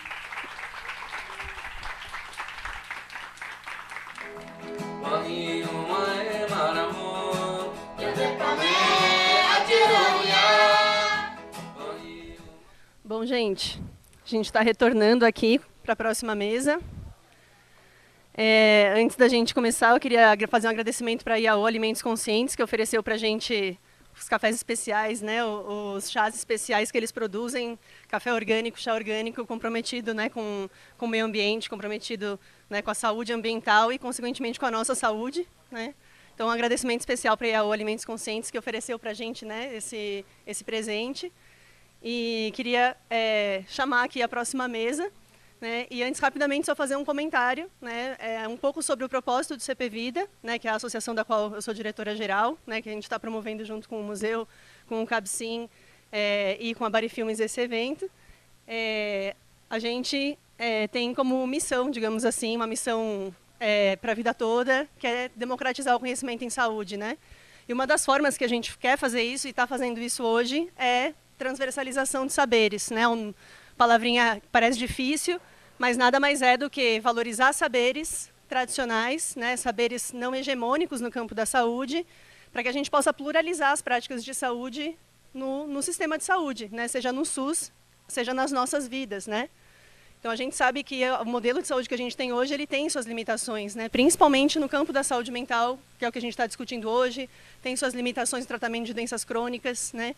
Então hoje enfim, o CP Vida está inaugurando um movimento, né? Que, como eu falei mais cedo, inaugurando pro CP Vida esse movimento de valorização das nossas medicinas tradicionais. Mas esse movimento já existe, a gente quer entrar como parceiro, né? A gente tem aqui representantes de diferentes tradições que já estão nessa luta, já estão batalhando por isso há muito mais tempo, né? A gente estuda muito quando a gente vai para a área de saúde integrativa, que é uma das áreas na qual o CP Vida atua, medicinas tradicionais importadas de outros países, o que é muito bom, né, gente? Quem já recebeu acupuntura, já fez tratamentos, né, da medicina chinesa, da medicina ayurveda, sabe o quanto isso é potente. Mas a gente valoriza muito pouco as nossas medicinas, né? Então a gente está aqui para não começar, para entrar junto com esses movimentos, essas tradições e fortalecer as nossas medicinas, né? Dialogar cada vez mais para que a gente produza saúde junto, né? E junto com isso, né? O fortalecimento dessas medicinas passa pela transversalização de saberes, que são esses diálogos que a gente está propondo, e passa por a gente fortalecer as comunidades. Né, então, hoje o nosso financiamento coletivo é para as 2 comunidades indígenas parceiras do CP Vida, né, que é a Tapirema, que vocês já conheceram, né, as lideranças, e agora vão conhecer, né, na próxima mesa, a liderança da Tecoarandu, que é a segunda aldeia indígena que a gente tem parceria, né, e financiamento coletivo também é para eles. E a gente também, vocês vão conhecer também uma outra liderança de uma comunidade de terreiro aqui da região de Guarulhos, né? Eu vou contar daqui a pouco, que também está começando uma parceria com o CP Vida, né? Então a gente fortalece as comunidades, junto com isso fortalece os saberes e junto com isso a gente promove a nossa saúde, a gente promove o nosso autoconhecimento, promove o nosso desenvolvimento, Né? Então, mais uma vez, o convite para vocês doarem no nosso financiamento coletivo. Né? Tem aí, né, para quem está presente, os cartazes e quem está online, o QR Code aí na tela. Tá bom? Então, vou chamar aqui a próxima mesa. A nossa próxima mesa é uma roda de conversa com o tema de saúde mental, experiências de alteração da consciência e a busca de si mesmo. Vou chamar primeiro a Renata, que é enfermeira de saúde da família. Ela é a mediadora da nossa mesa. Ela é musicista, aprendiz de contadora de histórias, tem uma longa trajetória aí, com comunidades indígenas, né? Tem também com comunidades de tradição africana, afro-brasileira, né? Comunidade quilombola. Ela vai mediar, né, a discussão dessa mesa. Então, obrigada, Renata. Peraí, gente, deixa eu achar aqui a programação. Eu queria chamar o Marcos Caraí, que é uma das lideranças da Tecoarandu.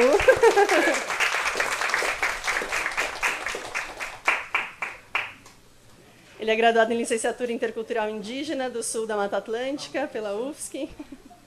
Onde você quiser.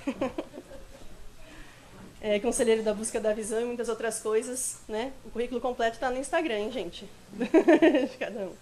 Queria chamar a mãe Cláudia de Oiá e a Lorixá Cláudia de Oiá.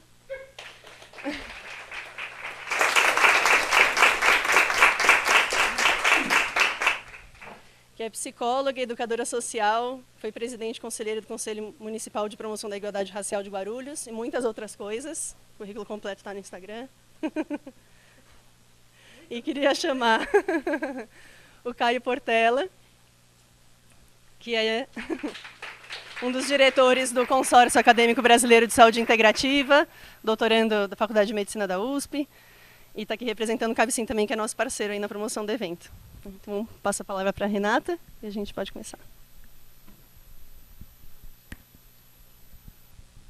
Boa tarde a todas, todos, todos que estão aqui presentes, prestigiando esse evento, fortalecendo as aldeias que estão aqui presentes, fortalecendo os saberes tradicionais, que vieram no sabadão aqui para estar conosco, né? Essa escolha de estar conosco nos deixa muito feliz.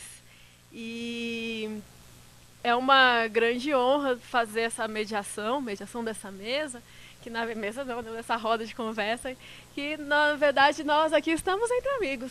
Estamos entre amigos, amigos de longa data, amigos de pouca data, mas de grandes conexões.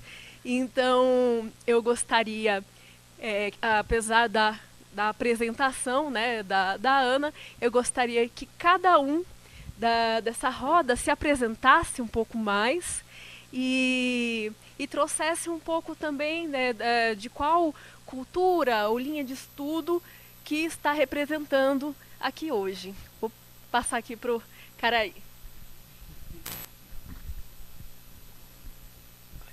Tingo. Yandecarudio, boa tarde.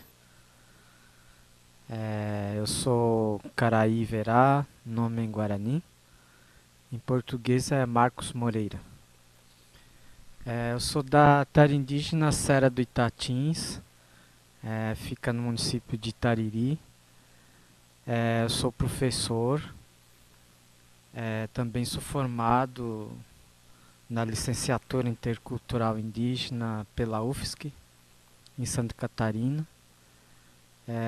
Faço parte da liderança na aldeia.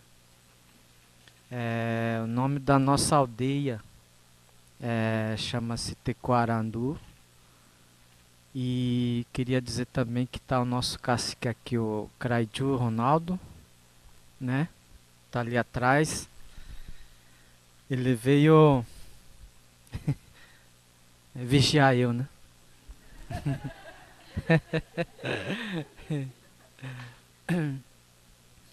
Então eu sou liderança na aldeia e também acompanho desde criança nessa linhagem da espiritualidade que a minha família, o meu pai, meu tio, até mesmo meus primos são grandes líderes espirituais, né?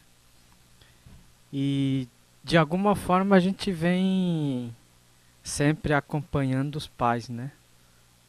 Para poder a gente pegar esse conhecimento deles e através da gente transmitir para futuras gerações, né? Nossos filhos, os netos que virão, né?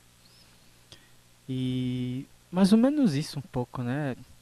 Se eu contar meu histórico, assim, eu já fui coordenador pelo estado de Santa Catarina, pela comissão Ivurupá, então tem um histórico assim muito bem grande também dentro da luta indígena Guarani também, né? AVT.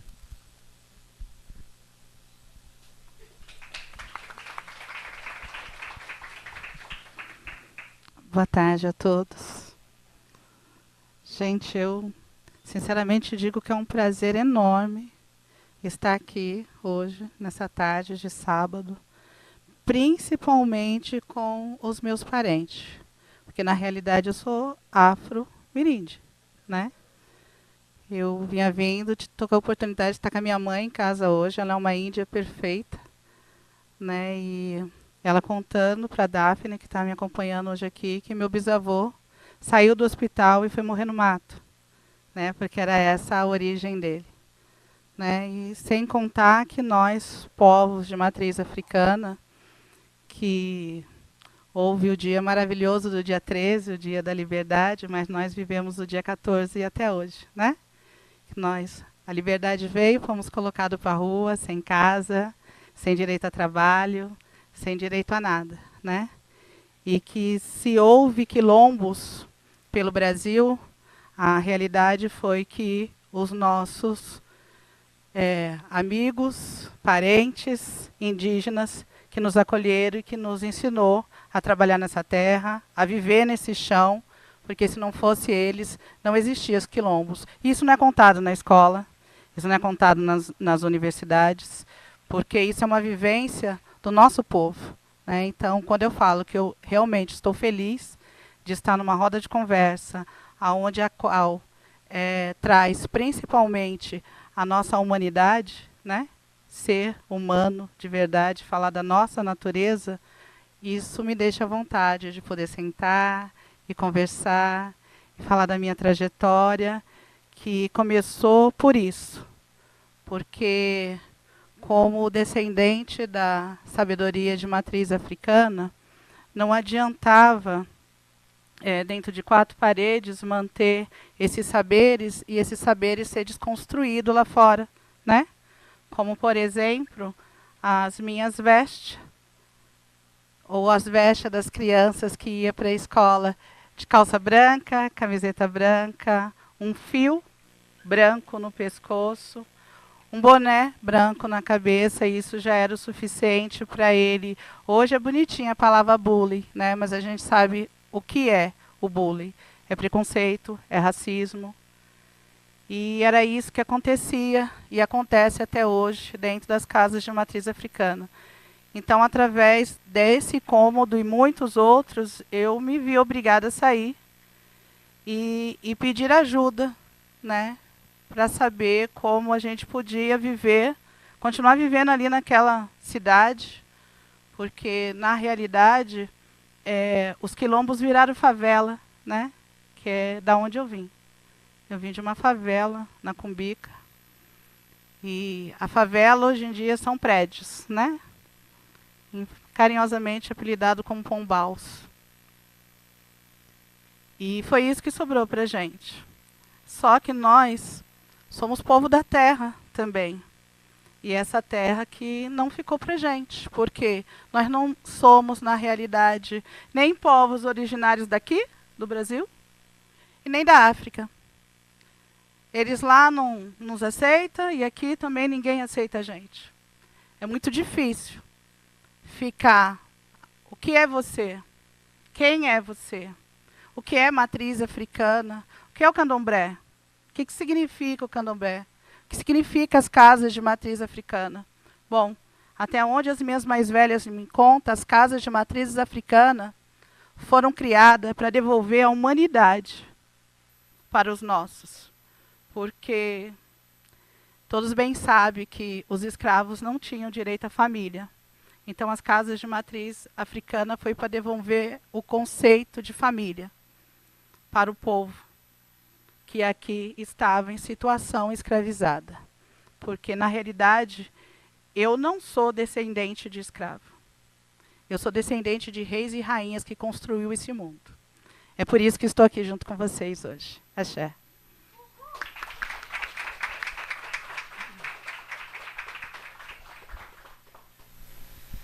Bom, depois de falas inspiradoras, é sempre difícil falar, né?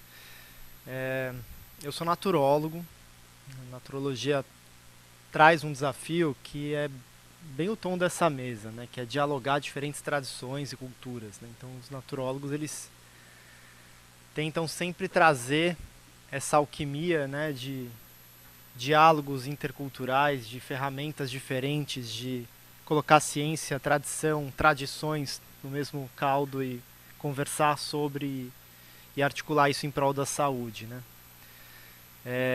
Então, primeiro, eu gostaria de agradecer a oportunidade, porque para mim é uma oportunidade enorme estar aqui, né? E me sinto muito em casa e muito à vontade nesse espaço de diálogo intercultural tão amplo, que é esse espaço, essa mesa que a gente está propondo para falar de saúde mental.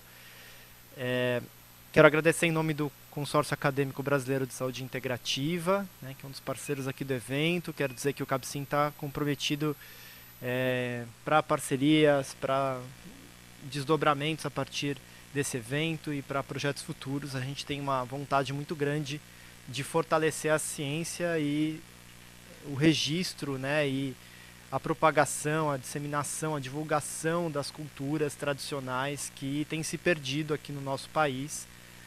Então, gostaria muito de trazer essa gratidão. Eu estou aqui falando um pouco sobre ciência, né? Então vou tentar trazer um pouco da perspectiva da ciência ocidental, né? Contemporânea. Pessoalmente, eu tenho um encantamento muito grande pelas medicinas tradicionais, tenho algumas experiências com essas medicinas pessoais, assim, que me são muito valiosas internamente, coisas que eu valorizo e guardo com muito carinho, e espero poder compartilhar muito com vocês aqui nessa mesa redonda, que eu acho que vai ser muito frutífera. Obrigado.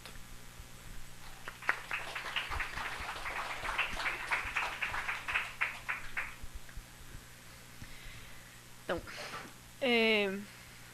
nossa proposta é falar sobre saúde mental, né? Saúde mental, experiência de alteração de consciência e busca de si mesmo. Vamos tocar nesses tópicos, né? Dentro de um caldeirão aí, que o pessoal sinta-se à vontade. Mas, a princípio, vou pedir para os participantes falarem um pouco, dentro da concepção de vocês, dentro da tradição, se há esse conceito, se existe esse conceito de saúde mental dentro do que vocês vivem na realidade, práticas e saberes. Vou começar aqui com o Caraí. Ai, como eu sinto falta de fumar um petanguazinho.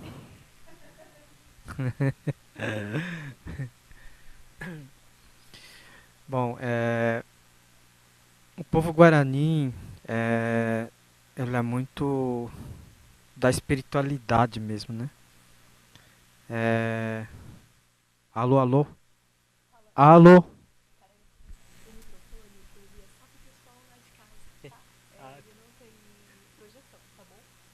Fala mais alto. Tá bom. Alô, tá me ouvindo? Deixa eu ficar de pé. Tá bom? Bom, assim acho que eu me sinto mais à vontade.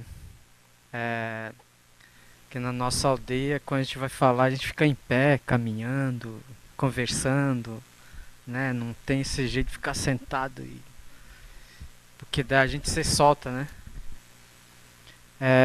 Como eu estava falando no início, que o povo guarani é um povo muito forte sim, na espiritualidade, né?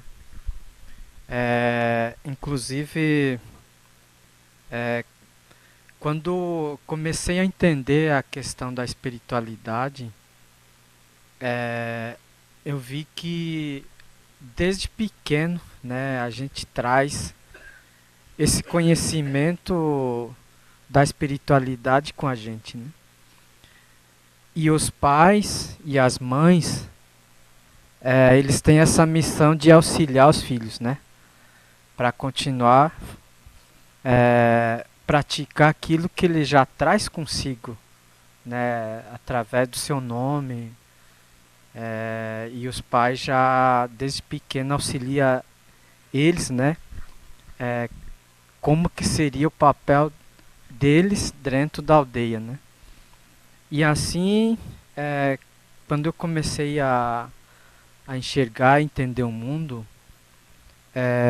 eu vi que cada criança que vem, cada ser que vem para este planeta, ele tem uma missão.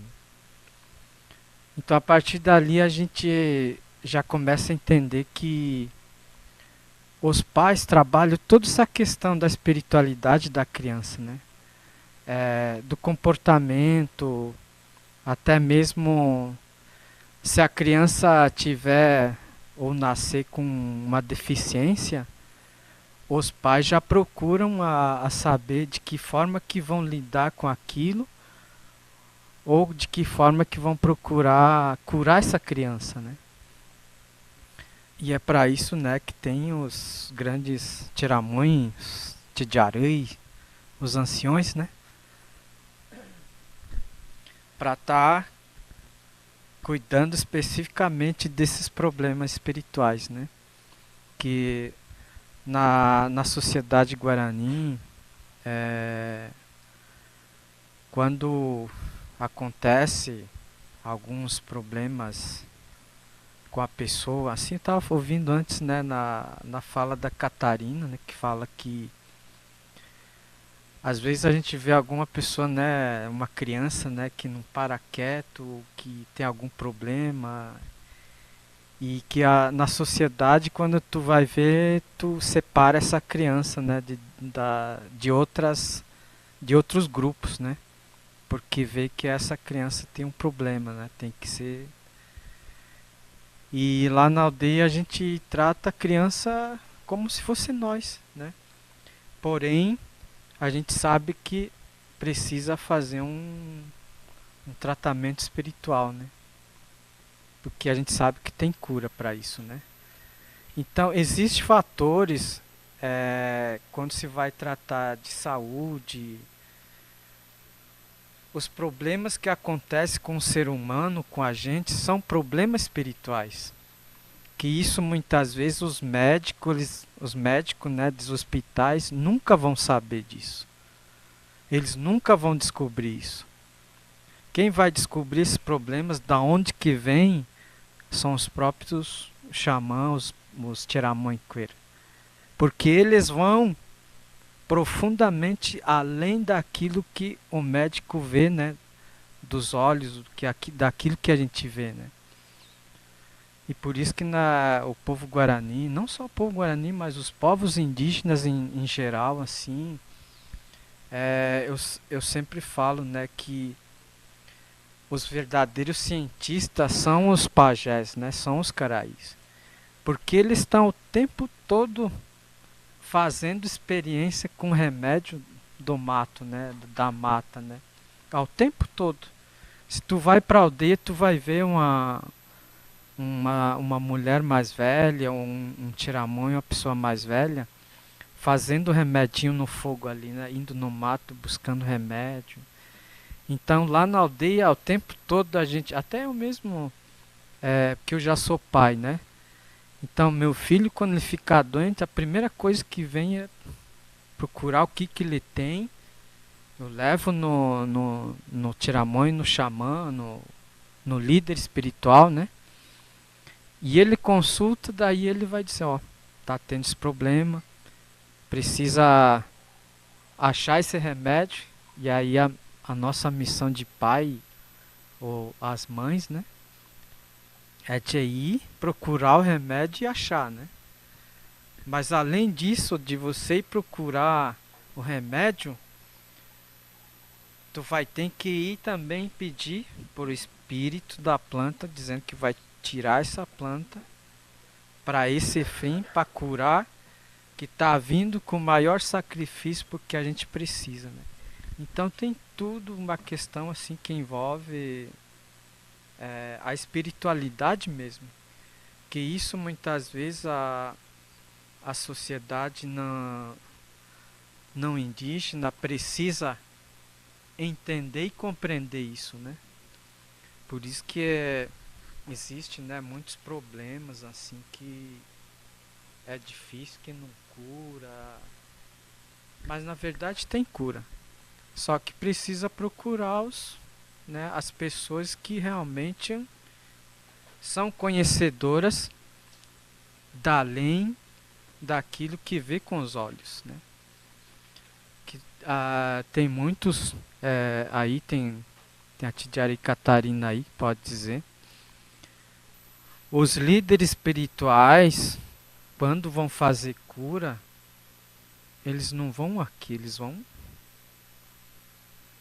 além dessa dimensão, né? Então, por isso que quando se trata a questão de saúde, para o Guarani, para o indígena, ele vai tratar a questão da saúde, mas ao mesmo tempo também vai tratar sobre educação, né? Que ao mesmo tempo que tu vai trabalhar com a saúde, você está sendo ensinado também que planta que vai precisar, qual é o caminho, qual é o segredo, né, que tu vai ter que buscar para ir lá pedir licença. É uma educação isso, né? Então, quando se vai falar sobre saúde, para nós, tu vai envolver educação, saúde, território, né, espiritualidade, muito mais além daquilo. Então, eu acho que é isso, né, um pouco, né, assim, é bem complexo essa parte, isso, né, que eu também acompanho muito a luta, a questão da saúde indígena, né? O quanto a gente também batalha isso com os governos para que sejam reconhecidos, né, os saberes indígenas, né? Que muitas vezes é negado essa parte, esse conhecimento, né? Porque para a sociedade é viável, é mais conhecido aquilo que quando é comprovado, né? Aquilo que não é comprovado não é reconhecido, né? Então esse tema assim é muito importante a gente conversar, falar sobre isso, até mesmo porque os conhecimentos milenares que os povos indígenas trazem, muitas vezes ela não é reconhecida. É isso que a luta dessas lideranças que estão aqui, que lutam lá no governo para garantir que reconheçam esses conhecimentos que os povos indígenas praticam. Nós praticamos. E a nossa luta maior é para garantir todo esse conhecimento, esse saber milenar, a espiritualidade, a medicina, a educação indígena, tudo, o Nhanderecó, nosso modo de vida, nosso modo de pensar, que muitas vezes é difícil que o governo reconheça isso, né? Porque o governo quer que a gente pense da forma que eles pensam, né? Mas que na verdade não é bem assim. Então por isso que a saúde indígena, quando se vai tratar a questão de saúde indígena, você envolve a questão da territorialidade, né? Porque se a gente tiver espaço, como é que a gente vai manter todo esse conhecimento, né? E aqui tem a nossa Tidiari aí, que eu tive uma aula aí quando estava falando, né? A gente aprende ao tempo todo, né? E sempre falo, né, para as lideranças, professores. Eu tô há 20 e poucos anos também na educação escolar indígena. E eu sempre falo assim para os alunos jovens: procurem, pesquisem sobre a sua própria cultura. Porque os nossos verdadeiros Googles estão aqui, que são os mais velhos, os anciões, eles são os verdadeiros Google nossos, né? Então, mais ou menos isso, um pouco da minha fala. Se eu falar demais, vou me empolgar e vou contar tudo. Gratidão, Caraí, pela colaboração. É muito importante, né? Tece vários assuntos, vários setores, e fazendo só um parênteses, a beleza que é a inclusão tão natural, né, de questões que para nossa sociedade são tidas como anormais, ou crianças agitadas, medicalizadas, ou mesmo nas escolas, com a questão da educação inclusiva, que é um desafio tão grande, né, para acolher toda essa diversidade. Então, a gente entende, né, pelo menos, que a tradição guarani é muito acolhedora com a diversidade também da própria família. Vamos passar aqui para... Saúde mental para uma psicóloga, né? Em primeiro lugar, saúde mental já é isso, né? Essa roda. É o direito de falar, de ser ouvida. E isso é um verdadeiro passo para uma saúde mental, principalmente vindo dos povos excluídos, a qual passaram e passam. Quando a Catarina falou sobre ser ameaçada de morte, não só ela, compartilho disso, porque todos nós, povos de liderança, quando a gente sai da nossa caixinha para ir pedir ajuda, a gente acaba caindo nesse contexto, principalmente se a gente fala a verdade ou vai em busca da nossa liberdade. O que a gente ganha é exatamente isso: ameaças que ou a gente se cala ou a gente morre. E é assim que é a nossa realidade. Então, para falar de saúde mental, é exatamente isso: é o poder falar, né? É o poder ser escutada de verdade. Não só a mim, como uma liderança religiosa de matriz africana, e aí onde entra o meu grande contexto na palavra religião, porque essa palavra não me representa em nenhuma circunstância. É uma palavra totalmente que vem dos nossos algozes, né? E assim como os nossos irmãos indígenas, nós não temos religião, nós temos fé. E fé, em primeiro lugar, em nós, na natureza e no grande ser, que é o Criador. Cada um chama ele de um nome.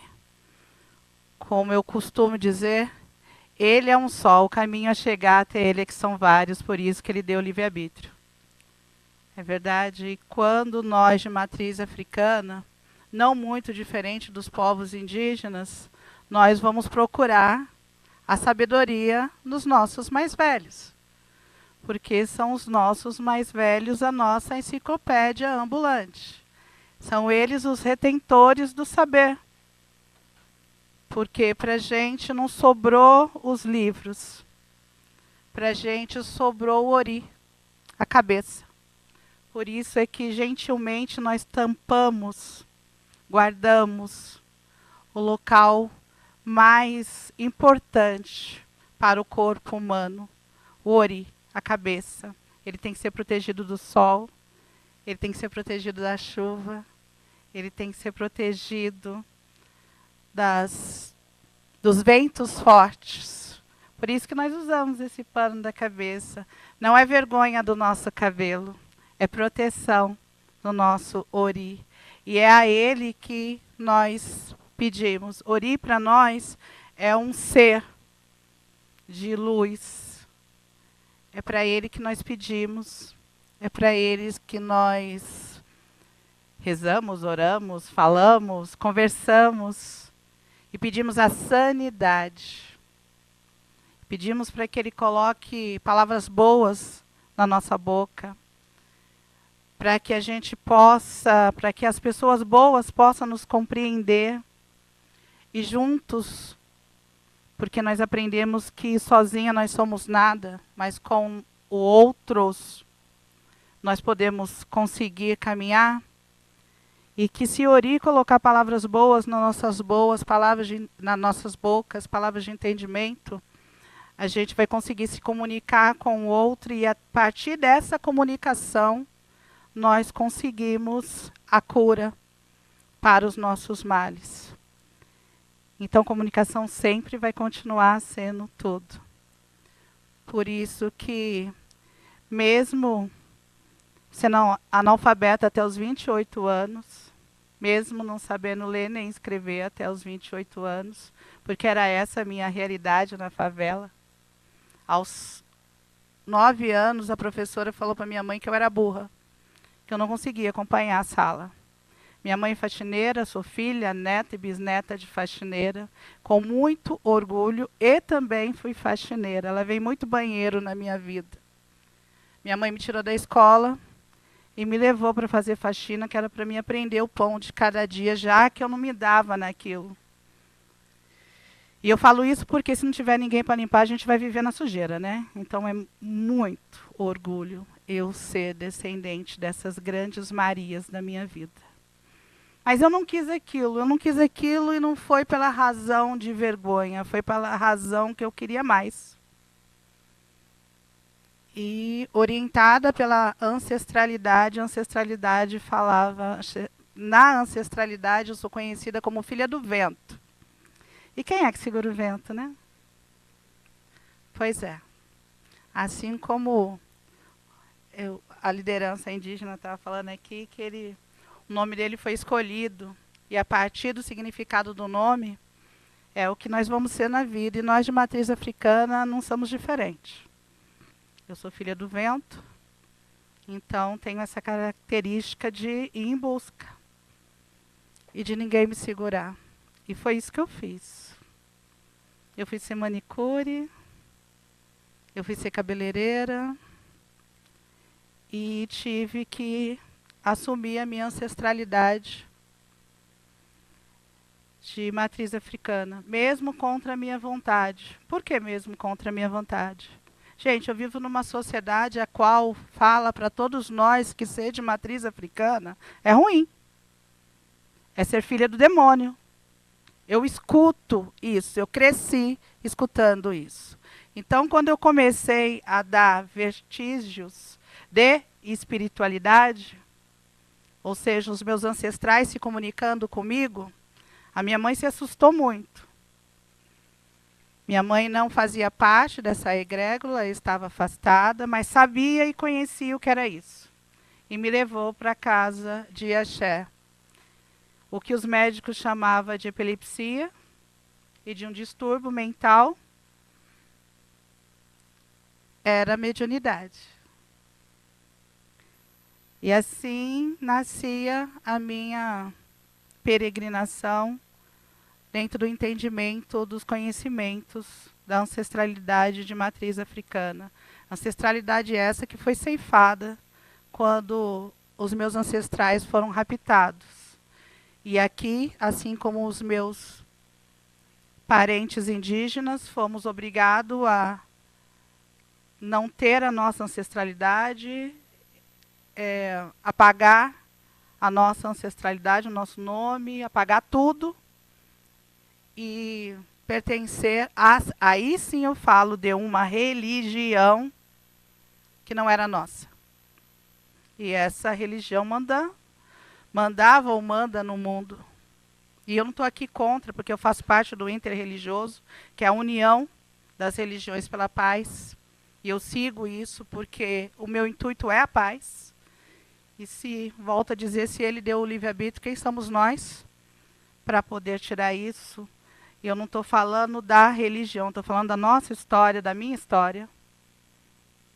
E entrando dentro dessa história, como eu disse, as casas de axé, elas foram criadas realmente para isso, para devolver a sanidade mental dos nossos ancestrais.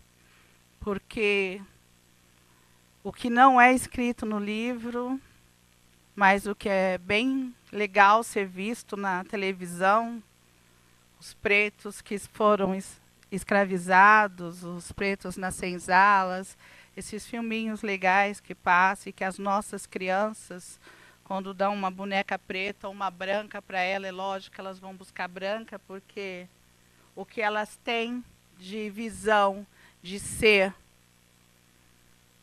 unanimemente visível, é o branco. E eu não estou aqui falando sobre exatamente cor, mas nós precisamos falar sobre isso, porque, tudo bem, vivemos num país mixigenado, né? E hoje em dia, falar se é mal ou se é bom pela cor é ridículo, né? Eu sou mãe de uma filha branca, extremamente branca, e de uma filha negra, extremamente negra. E tenho orgulho de todas as duas. A mais velha é engenheira e a mais nova está no 2º ano de Direito. E eu sei que as portas que se abrem para a mais velha, que é branca, não se abrem para a mais nova, que é negra. Isso é uma verdade, não é mimimi, não é história.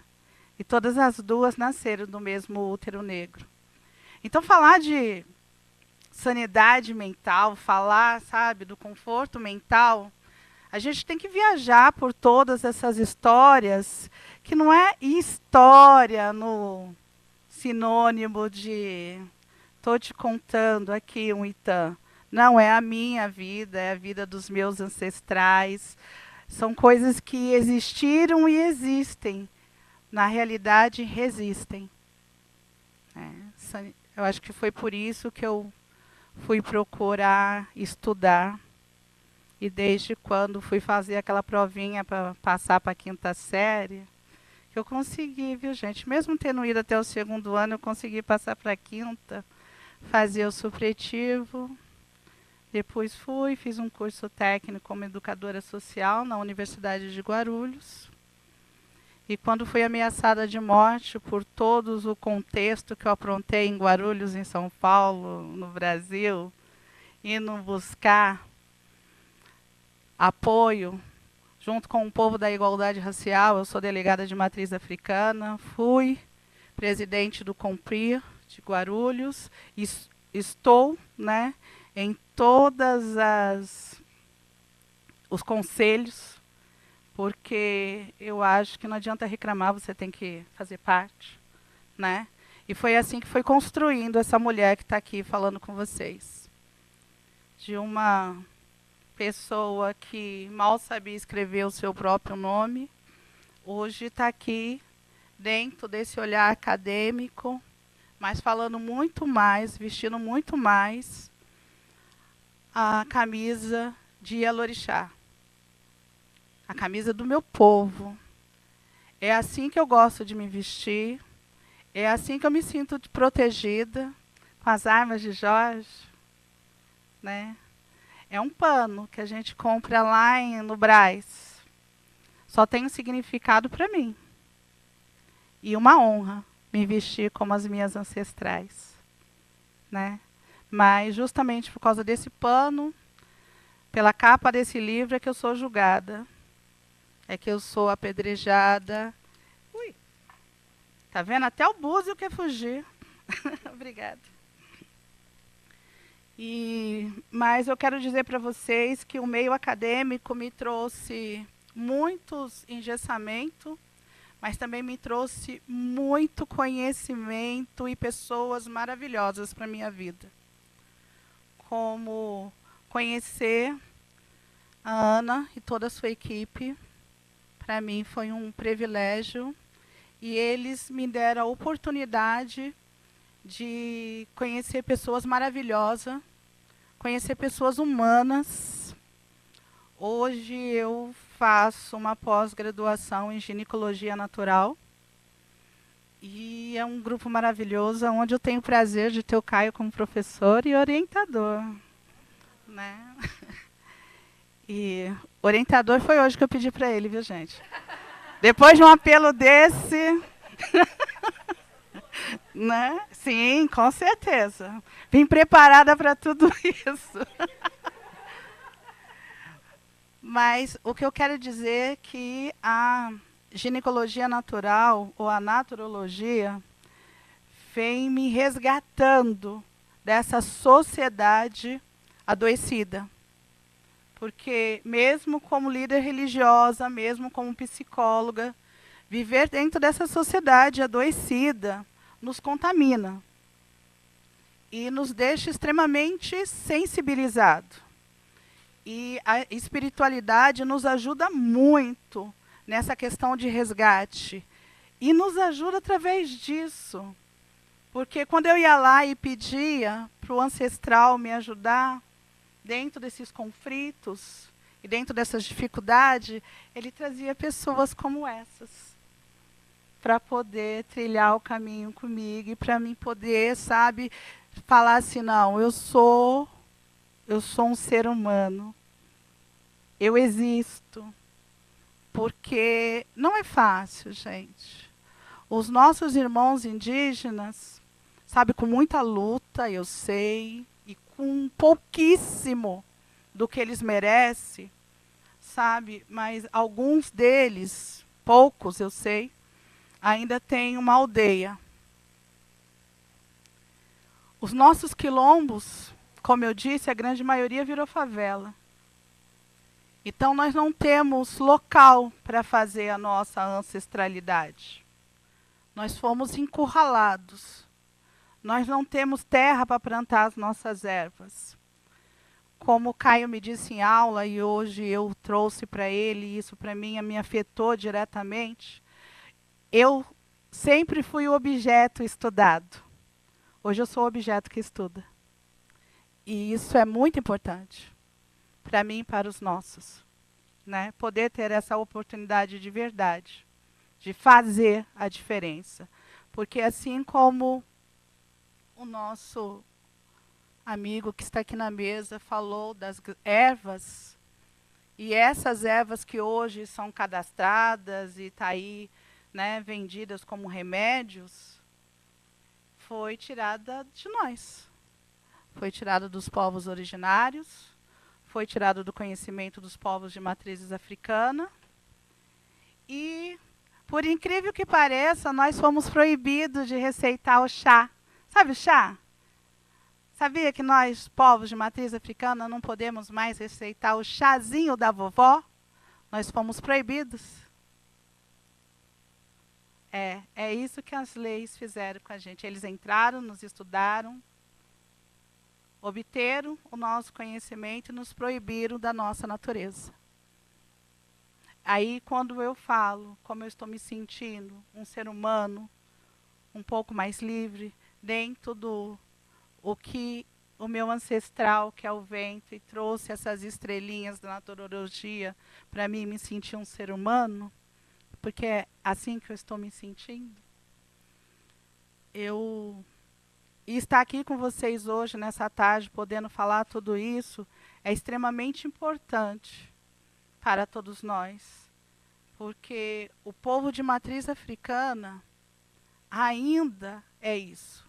Como nós tivemos há 3 meses atrás, uma liderança de quilombo com 72 anos de idade, já tinha perdido o filho dela com essa mesma constância há 7 anos atrás, pois mesmo tendo a proteção internacional, ela recebeu 23 tiros no rosto. Eu estou falando sobre isso. Eu estou falando sobre as mães Bernadettes do mundo. Quando a gente vai exigir os nossos direitos, é isso que nós recebemos. É esse tipo de coisa que acontece com a gente e que é calado. No Rio de Janeiro, muitas casas de axé estão sendo não é fechadas. Elas estão sendo apedrejadas, expulsas do seu lugar de natureza. Porque hoje em dia nós temos tráfico de Deus. Jesus mandou tirar o que é um conceito de filhos do demônios. Porque esse é o conceito que a sociedade que se diz de religião tem para nós, povos de matriz africana. É isso que nós estamos sofrendo. E essa é uma realidade. Então, quando nós podemos ter uma tarde como essa, com ouvintes como vocês, eu sinto esperança. Eu sinto a esperança de poder ser diferente. Eu sinto a esperança da minha netinha, que tem 3 meses, uma negra linda, poder ter um mundo diferente para ela. É isso que eu sinto.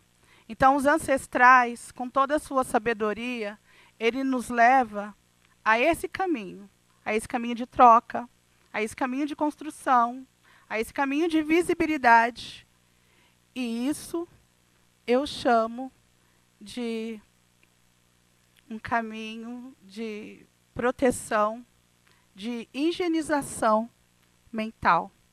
Eu acho que é mais ou menos isso. Eu não vou ficar, porque senão eu vou falar que nem eu não vou parar mais de falar. Acho que é mais ou menos isso, gente. Obrigado, axé.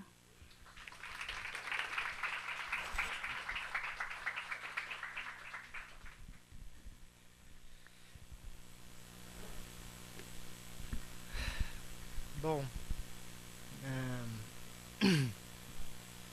acho que o tema ele é forte, né? Ele mexe com a gente e toca muitas coisas.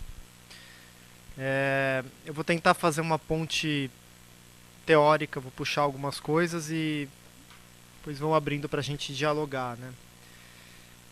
Estou numa missão aqui de trazer um pouco da perspectiva científica, né, para esse diálogo. Acho que a primeira coisa é a gente entender como que nós, ocidentais, né, a gente está pautado numa visão de mundo que é muito ditada aí pela ciência, né? Então a área da saúde ela é pautada pelo modelo biomédico, que é um modelo que tem uma ciência materialista que impera e que dita um conjunto de regras e que essas regras são a visão de mundo, né? Então acho que o primeiro ponto é entender saúde mental como uma coisa separada. Então a gente separa coisas, mente e corpo, como se fossem duas coisas que são separáveis, absolutamente separáveis. Tem o corpo e a mente como se elas não fossem de fato conectadas. A gente lida com isso o tempo todo. Ah, mas isso é mental. Ah, mas isso é físico. Ah, mas isso não tem nada a ver com físico, é só psicológico. A gente faz essa separação. Isso é cultural. Isso é cultural da nossa cultura ocidental aqui, contemporânea, né, pautada nessa ciência materialista. Muitas culturas não fazem essa separação. Então já começa por aí. Tem muitas culturas que as emoções elas estão nos órgãos, elas estão no corpo, elas estão na terra, elas estão no ambiente que você está, né? As experiências elas não estão fechadas num ambiente mental individual, elas transcendem, né? O que é muito mais lógico do ponto de vista até científico, se você for pautar uma ciência interdisciplinar, faz mais sentido você pensar na conexão das coisas do que na separação das coisas, porque de fato não dá para separar as coisas. Quando a gente vive uma experiência, essa experiência ela toca várias dimensões. Essa experiência ela acontece na dimensão física, ela acontece no seu simbólico, ela acontece no contexto social e cultural que você está inserido. E ela é modulada também pelo ambiente que você está inserido. Quem são as pessoas que estão em volta, onde você está, quais são as suas memórias, quem está perto, tudo isso modula isso que a gente chama de saúde mental. Aí tem um outro ponto que a gente precisa trazer, que a ciência ela vai estudar muito estados alterados de consciência, né? Como se fosse uma forma de você explicar o que acontece nessa dimensão mental, que é muito ampla, né? Que envolve experiências emocionais, que envolve experiências de significado, de espiritualidade, de uma série de tipos de experiência, né, para nossa forma de ver. O que é um estado alterado de consciência? Um estado alterado é uma forma, se você pensar de uma forma bem didática, talvez um estado alterado seja trocar a lente que você usa para olhar a realidade. Então, um fotógrafo, por exemplo, pode ter uma câmera e pode ter várias lentes diferentes. Cada lente vê de um jeito, a foto fica de um jeito. Uma tira a foto bem de perto, outra tira a foto de longe. A outra tira a foto com um tipo de ângulo que você vê as coisas como se fosse um olho de peixe, por exemplo, né? Uma lente olho de peixe. A outra é achatada. Cada forma de você registrar a realidade enxerga uma parte dessa realidade. E os estados de consciência, eles são, além de lentes diferentes, formas de processar a imagem diferentes também. Então a gente percebe outras coisas em outros estados. Cada estado favorece um conjunto diferente de experiências. Então, quando uma pessoa está orando em qualquer religião, ela pode entrar num estado alterado por causa dessa oração, né? Isso está mapeado, né? A ciência explicou bastante isso. Tem um monte de estudo que mostra essa relação. A pessoa entra num estado que você consegue medir, né? Se você colocar um aparelhinho aqui no cérebro, na cabeça, você consegue ver que mudou. Mudou essa lente, mudou a forma de enxergar. As áreas do cérebro mudaram. A forma de entender aquela realidade mudou durante aquela alteração. Essa alteração, ela pode ser aprendida. E tem muitos tipos de alteração. Então as técnicas, por exemplo, de meditação, que foi uma coisa que eu estudei no meu mestrado, né? Elas são tecnologias, práticas das tradições para alterar esses estados. As tradições criaram formas de acessar essas lentes, de acessar esses outros arcabouços de informação que a gente não acessa normalmente. A gente precisa fazer um esforço, precisa entrar num lugar diferente para acessar esse lugar, né? Então, pela oração, por um ritual, usando uma planta, né? Tudo isso junto, uma oração com música, com planta, tudo isso junto, né? Aí gera uma alteração, várias alterações de estado. Isso tem sido muito estudado hoje pela ciência, muito importante. Por quê? Porque o campo da saúde mental ele é extremamente limitado do ponto de vista de recursos terapêuticos. A nossa ciência contemporânea tem pouquíssimos recursos para cuidar da saúde mental. Você tem a psicologia, né, todos os saberes das psicoterapias, né, muitas linhas delas. E você tem a psiquiatria, mas a gente tem muito mais problema do que capacidade de resolver problema. Então, se a gente for olhar, o grande mal do século que a gente está vivendo na nossa cultura é saúde mental. Onde a gente mais tem problemas de cronificação e está muito associado a outras doenças também, né, doenças crônicas. A saúde mental ela está ali no topo da lista. E aí a pessoa que se desequilibra nessa saúde mental, ela desequilibra o corpo também, porque as duas coisas não estão separadas. Se a cabeça adoece, o corpo adoece e vice-versa. Então, é difícil para a gente ficar separando e tendo que juntar o tempo todo, mas é assim que a gente fez o nosso saber científico, né? Ele é um exercício o tempo todo de separar, depois reunir, de separar e depois reunir. A gente tem que sempre costurar essas coisas. Então tem uma questão que é, esses estados eles podem ser usados para a cura das pessoas. E esse é um saber que está na história da humanidade, né? Todos os povos ancestrais fazem isso, sempre fizeram isso. O que a ciência está fazendo agora é olhando com a lente dela para esses fenômenos e explicando na lente dela como isso acontece naquele recorte. e não conseguindo explicar um outro tanto enorme de outros fenômenos que ficam num limbo sem explicação. Então você citou, por exemplo, a questão do quanto que a ciência não consegue, às vezes, distinguir o que é um fenômeno mediúnico de um fenômeno que tem a ver com um desequilíbrio de saúde mental.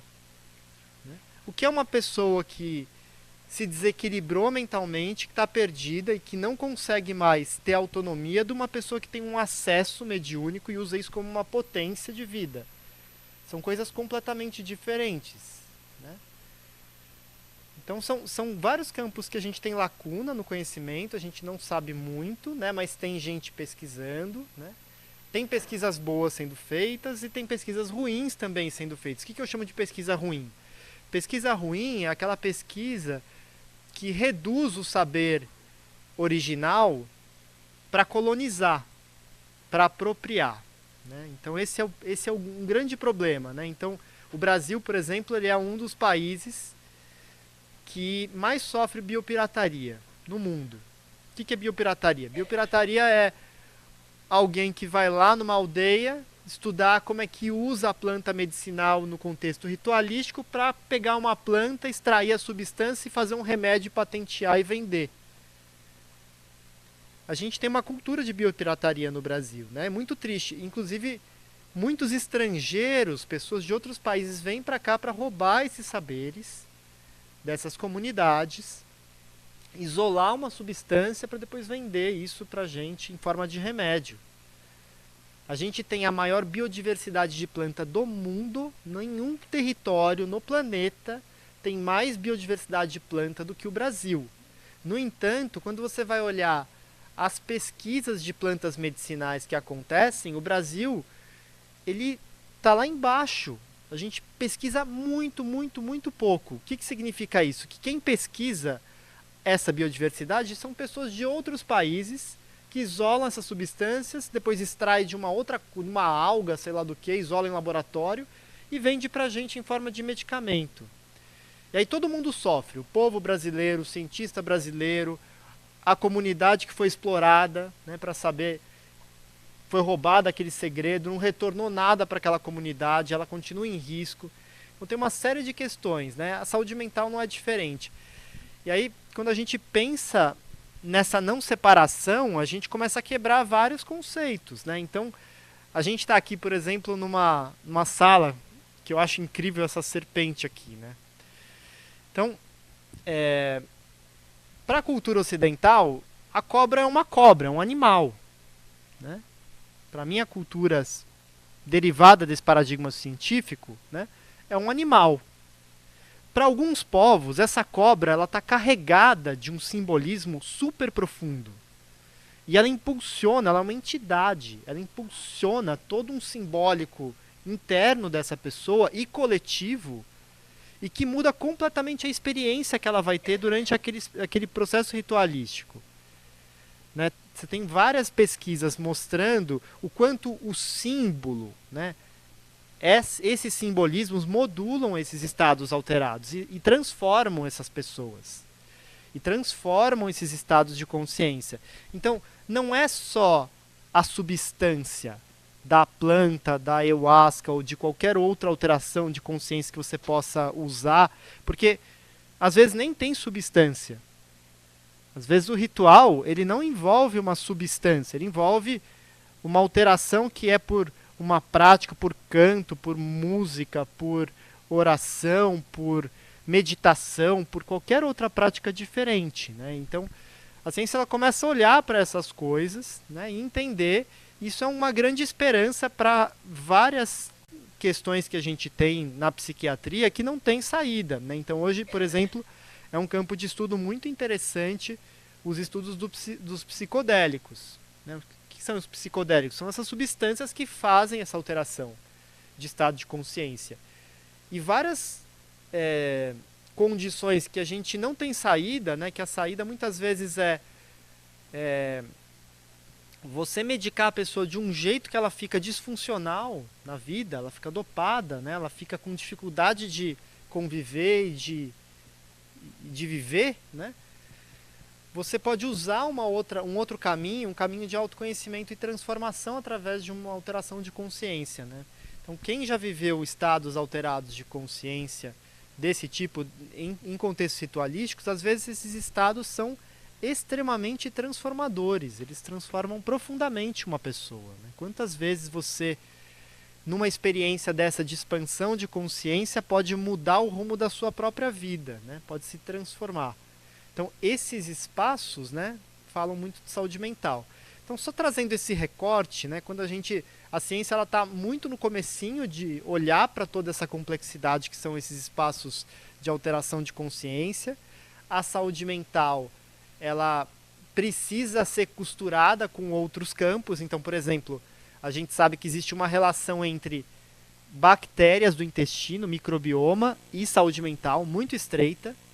Então, o que você come, o ambiente que você está inserido, a água que você toma, interfere nos neurotransmissores no cérebro e na forma com que você se comporta. Então, isso é um insight da ciência bem recente, né? Então, não é só sobre ideias e terapias. É sobre todo o contexto, é tudo que envolve. Onde você está, o ar que você respira, a água que você toma, né? Tudo isso é saúde mental, porque essas coisas não são separáveis, né? Então eu queria trazer esse impulso de, apesar da ciência colocar tudo em caixinha, e os estudos estão todos em caixinha, é sempre o nosso esforço e a nossa necessidade de costurar tudo isso dentro de uma grande coxa de retalhos, que é o conhecimento. Então, queria trazer esse impulso aí da coxa de retalhos, que é um pouco dessa mesa, e é um prazer enorme estar costurando ela com vocês. Obrigado.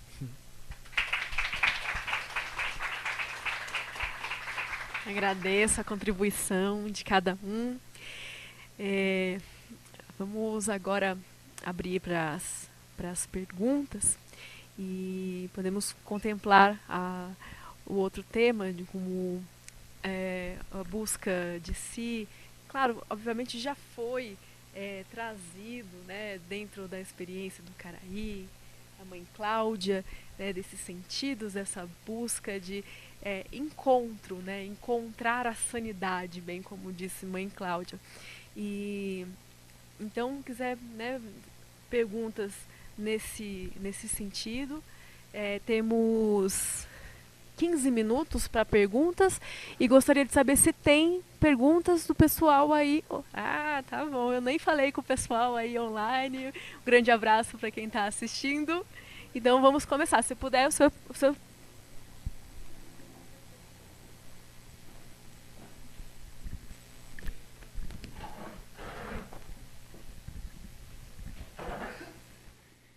Bem, gente, obrigado por essas contribuições super importantes, né? E um ponto que eu gostaria de trazer e ao mesmo tempo colocar como uma questão bom, eu sou etnólogo, trabalho há muitos anos com os povos indígenas também, né? E assim, o que eu pude compreender ao longo dessas décadas todas, também com experiências da minha saúde e tudo, é que para os povos milenares tradicionais, aí eu incluo não só os povos indígenas africanos, mas também os povos milenares de outras regiões, asiáticos, né? China, Índia, Tailândia, Japão, enfim, é um mundo, né? Para todos esses povos de tradições milenares, o que nós temos é que a constituição do universo e do ser humano, ele nunca é dualístico. Não é só corpo e mente. Corpo, mente e espírito. Não é? E esse fluxo entre espírito, mente e corpo, corpo, mente e espírito, é que está a raiz, não é, da saúde em vários níveis, né? Quando a ciência ou o mundo moderno ignora a raiz, que é o espírito, e fecha na dualidade mente e corpo, fica difícil de você resolver a questão da saúde mental. Por quê? Porque o que a mente experiencia, não é? Sensações, a relação com as dores do corpo e tudo, quando ela não tem essa base espiritual a partir do qual a mente pode sair um pouquinho do palco do sofrimento e olhar a partir da sua raiz mais profunda, não é? Que vai lhe ajudar a guiar, não só como, de um certo modo, ter uma resiliência com relação às turbulências, mas também, não é, curas mais profundas, não é? Então eu fico pensando que quando a gente pensa em saúde mental, a gente precisa estar atento se nós estamos colocando a saúde mental como se ele fosse, não é, aquele campo que vai ser a questão central do que nós estamos buscando, não é? Então, eu acho que é importante a gente, assim, o que eu tenho observado, né, é que esse fluxo espírito-mente-corpo, corpo-mente-espírito, né, precisa ser trazido também, né, para o paciente, né, para que ele também ganhe. E aí eu acho que precisa também da tradição espiritual que vai lidar, que nem o colega falou, com a meditação, com vários cursos, para ela poder acessar a essa camada mais profunda, que é a consciência não só mental, mas a consciência espiritual, não é, profunda, imortal, a raiz de tudo, não é? Para que a partir dessa raiz ela possa perceber quais turbulências que a minha mente está experienciando. Quando eu sinto dor, o que acontece? Eu entro em depressão? Eu acho que minha vida está entrando em falência? Ou eu consigo sair um pouquinho do palco e falar, bom, existe dor, né? A dor aciona a mente com tristeza, o medo, etc. e tal. Mas eu não sou só isso. Então, quando eu consigo fazer esse recuo graças a essa interiorização mais profunda que as tradições espirituais nos oferecem, eu consigo perceber, né, como que a mente reage quando ela fica com medo, quando ela se identifica com os personagens no supor do palco, né? E sofre com isso, e sofre, e sofre. E às vezes... Arthur. Meu nome é Arthur, né?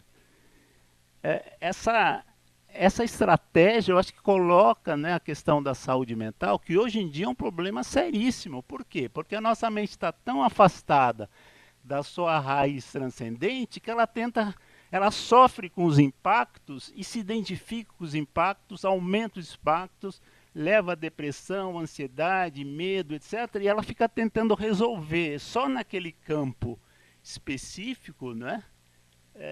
Só que você está remendando um pouco, né? Não estou dizendo que as estratégias biomédicas, psicológicas não tenham função, mas se não tiver essa raiz mais profunda, não é?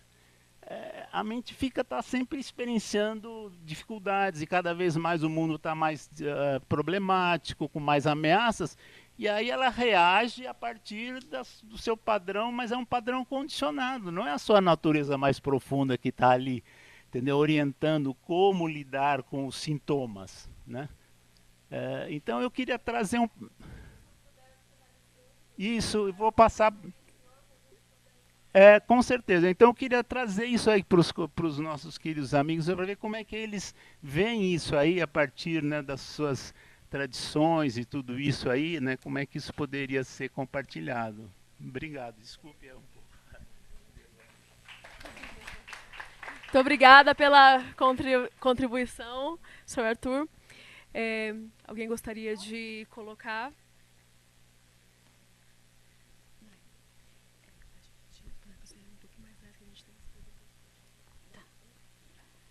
Eu vou tentar ser bem sucinta, mas a pergunta que ele... Não foi uma pergunta, né? Foi um histórico. E de extrema pertinência. Bom, na área da psicologia eu sou da FENO, sou da fenomenologia, que é o estudo do sentir. Não podia ser diferente, né? Para uma mãe de santo. Vamos entrar no contexto que a ciência negou a espiritualidade sempre. Quando entrou a ciência e morte às bruxas, morte ao povo que lida com a natureza, a ciência mata a espiritualidade. Virou só mente e corpo. O tripé não existe, que é mente, corpo e alma. Quando nós, da psicologia humanista, vai falar sobre mente, corpo e alma, a pessoa já fala, opa, você está entrando em espiritualidade? Um psicólogo não pode falar de espiritualidade. Não pode falar de espiritualidade porque a própria ciência nos tirou. E agora, há pouco tempo atrás, vai lá e chama as lideranças religiosas, eu fui uma das que fiz parte, e fala, a ciência chegou a uma conclusão que a alma existe. E que a alma faz parte de todos esses temores, de todas as doenças. A ciência descobriu, que legal, que uma pessoa que tem fé, ela se cura melhor e ela é mais imune às doenças. Aí eu falei, é para mim, falou disso? Vocês afastaram, mataram a gente, e agora eu tenho que aplaudir que vocês finalmente viram que nós somos seres humanos, espirituais, porque vocês falam de Deus, e Deus é uma figura espiritual. Ninguém viu, ninguém tocou, ninguém sabe, mas não acredita? Cada um chama ele de um jeito, eu chamo ele de Olodumare, outro Jeová, outro Jafé, depende da região, porque somos aquilo que comemos, bebemos e aonde vivemos. Não é assim? Eu acho que está muito dentro da nossa cultura, está muito dentro, sabe, de tudo que foi arregado, tirado, nos transformado. Se nosso triângulo, o nosso grande tripé, que na nossa realidade é mente, corpo e alma, se isso fosse tratado igual como o Caio trouxe, foi tudo fragmentado e ainda é fragmentado até hoje, porque um fala, eu cuido disso, eu cuido daquilo, eu cuido daquilo. Tudo fragmentado, como nós não somos fragmentados. Nós somos um ser. E precisamos ser olhados como ser, precisamos ser escutados como ser. A partir da hora que nós formos vistos como seres humanos, a coisa muda. E aí todo o nosso sistema se interliga e aí a coisa anda. Eu creio que é isso. Acho que agora falou um pouquinho mais a Pisce, né? Obrigada. Obrigada, mãe Cláudia. Vamos para a pergunta aqui online. Bom, então, representando aqui a pergunta dos nossos amigos espectadores da live, o Daniel Osama, ele fez uma pergunta para o outro bloco e acabou não sendo respondida, então a gente gostaria de repassar a pergunta que não foi respondida no contexto da Itapirema para o Caraí poder responder em nome do seu povo também. Então, que seria nos contar um pouco mais como se conciliar as medicinas tradicionais e as medicinas que lidamos no dia a dia.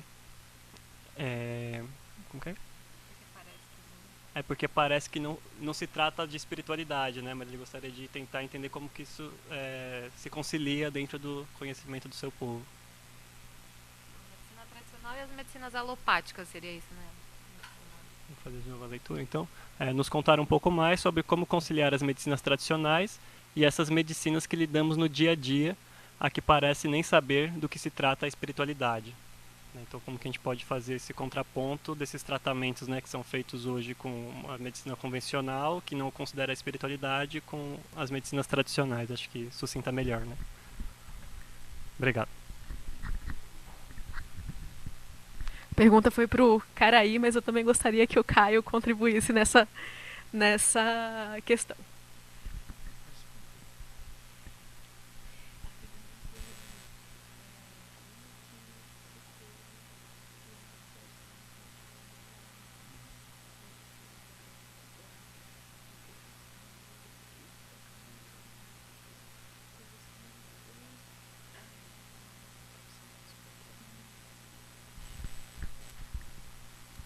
Tá bom. Antes de eu responder essa pergunta, eu queria falar um pouquinho, né, sobre rapidinho, assim, 2, 3 minutinhos. Na cultura guarani, quando se vai falar sobre a questão da saúde mental, Acho que isso é fundamental trazer um pouco aqui para o conhecimento de vocês, de como que a gente lida desde quando o bebê está na barriga da mãe, né? Para que quando nascer, não nasça com problemas, né? De saúde, problemas e etc, né? Na cultura guarani, quando o pai e a mãe já vão ter o filho, né? Ou tá prestes já para vir a criança, os pais já se preparam, né? Já faz essa preparação espiritual, né? Ou seja, quando a criança chegar na barriga da mãe, o pai já se prepara como é que ele vai ter que viver no dia a dia a partir daquele momento, né? E assim também acontece com a mãe. Então a partir dali já começa aquele ter cuidado, né? Dos pais, até mesmo da própria família, né? E até mesmo quando a criança, né, nascer, né, a mãe dá a luz. E quando dá a luz, o pai e a mãe também eles têm essa regra, né, essa crença, né, que vai ter que cumprir até uma certa idade da criança, né, para poder a criança nascer saudável, crescer saudável, né.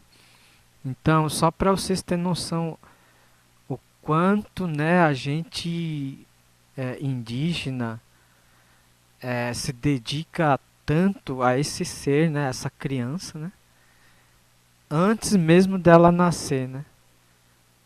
E quando ela nasce, nós temos também esse papel de como é que nós temos que cuidar dessa criança. Aí vem a questão da dieta, né, da alimentação, até mesmo o modo de você tratar as pessoas, né, de você tratar os avós, né, até chegar na velhice, né, na fase de anciã, né. E eu tenho certeza que a Catarina até agora ela está aprendendo ainda, né, como é que ela vai ter que viver para os netos, né, para que nada de mal atinja os seus netos, né. Então na cultura indígena tem tudo isso, né, e tudo isso envolve em questão de prol da saúde, né, da criança, mas também de toda a família, né. Então só para vocês terem noção de quanto é complexo isso, né, de chegar, né, de que a saúde física, a saúde mental e a saúde espiritual, né. Veja bem, antes da criança chegar no ventre da mãe, os pais já se preparam, né, para isso, né. Então por isso que pode vir qualquer pesquisador pesquisar o povo guarani que nunca vão conseguir descobrir de onde que vieram esse povo guarani, né? E a questão de como a gente lida a questão das plantas, dos medicamentos, né? O Guarani, no caso, falar pela questão dos Guarani. Como é que a gente lida com isso? Quando a Kitataquá também, né, que ela é conhecedora, né, de plantas medicinais, né? Ela diz para não falar, mas é uma pessoa que tem bastante conhecimento. Quando a criança guarani ou qualquer pessoa que ficar doente, a primeira coisa que a pessoa procura o xamã, né, o líder espiritual, que é o nosso médico. Eles são o nosso verdadeiro médico, nosso verdadeiro enfermeiro. É eles. Porque quando eles vão, ou quando alguém ficar doente, levam lá no líder espiritual, apresenta que tipo de doença que está tendo, problema, dor de cabeça, dor de barriga, ou gripe, alguma coisa.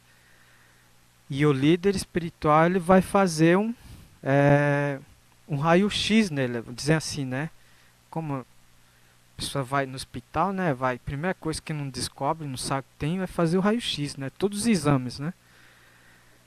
E lá na nossa aldeia, quem faz isso é o nosso líder espiritual.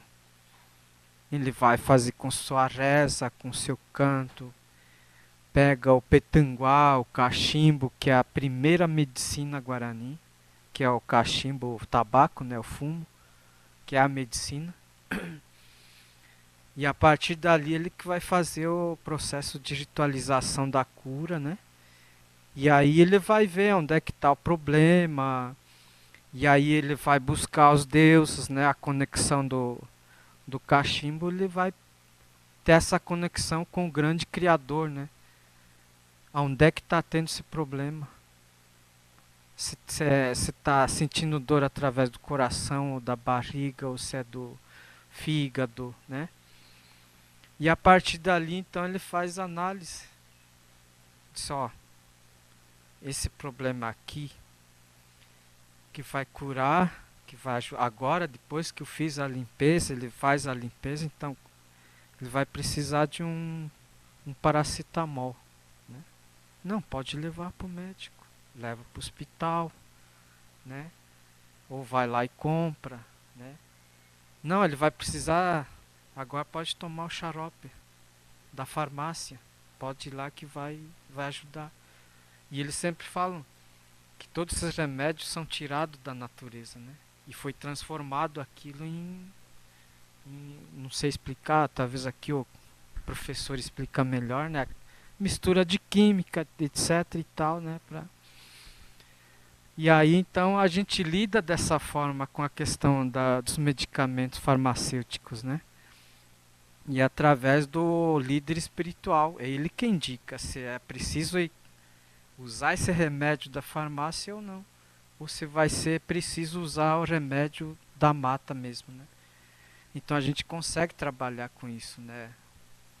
Esses dois conhecimentos. Por isso que hoje o conhecimento científico é muito bom. A gente nunca descartou disso, né? Desse conhecimento.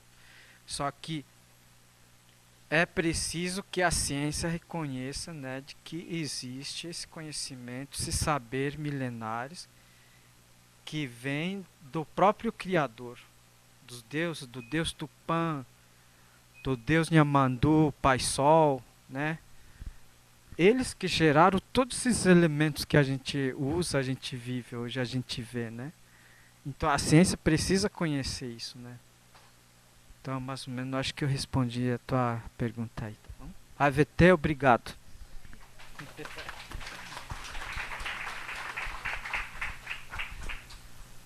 Muito bom, acho que só complementando essa perspectiva, né, se você pensar em como integrar, é um desafio, né? O modelo integrativo, que a gente chama de saúde integrativa, é um campo onde esse desafio acontece, do ponto de vista da saúde, né? Então, quem trabalha com saúde integrativa lida com esse desafio de como eu vou dialogar duas visões de mundo totalmente diferentes, né?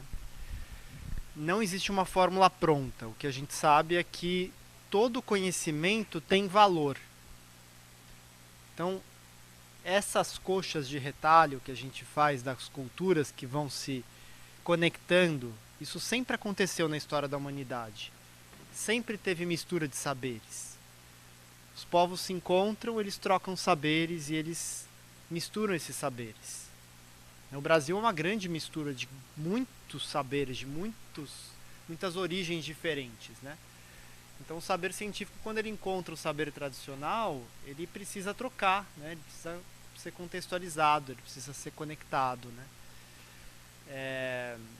Então tem uma coisa importante que a ciência ocidental resolveu muitos problemas, especialmente os problemas relacionados a doenças agudas que matavam muito, né? Então a questão das bactérias, né, dos vírus, dessas coisas que a gente não enxergava antes, né? As culturas tradicionais não tinham uma ferramenta para observar diretamente isso, né? Isso foi sendo descoberto e isso gerou aumento da longevidade das pessoas, né? As pessoas passaram a viver mais, passaram a viver melhor, né? No entanto, tudo que é doença crônica ficou defasado nesse modelo, porque é um modelo que separa tudo, né? E ao invés de costurar, ele separa. Então acho que ali os saberes tradicionais eles contribuem muito, muito mesmo, né? Ajuda a transformar a pessoa inteira nas várias dimensões, tem um cuidado mais humanizado, mais humano, mais próximo da realidade, discutindo temas que são importantes. Por exemplo, a relação entre saúde e natureza, né?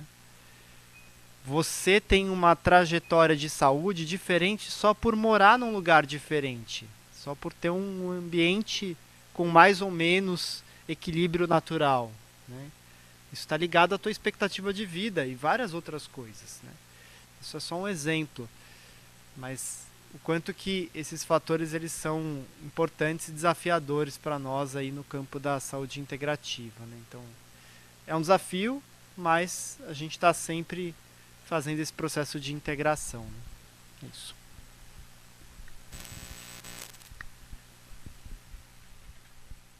Bom, tocamos em muitos pontos que cada ponto abre uma caixinha para aprofundarmos mais e mais em cada assunto. Queríamos, né, muito mais momentos, mais tempo para abordar e aprofundar com todas aqui presentes. Podemos avaliar, né, Ana, uma forma também de um outro momento para contemplar o que ficou como não contemplado de fato aqui enquanto mesa. Podemos avaliar, né, a possibilidade de prosseguirmos, né, o assunto nunca para. E falando enquanto enfermeira de saúde da família, né, lidando nos territórios com diversos povos, com povos indígenas, com povos do Afeganistão, com haitianos, bolivianos, essa miscelânea que é São Paulo. Então, a gente amplia, né? A ideia é ampliar o cuidado, a visão, cada vez mais. E esse desafio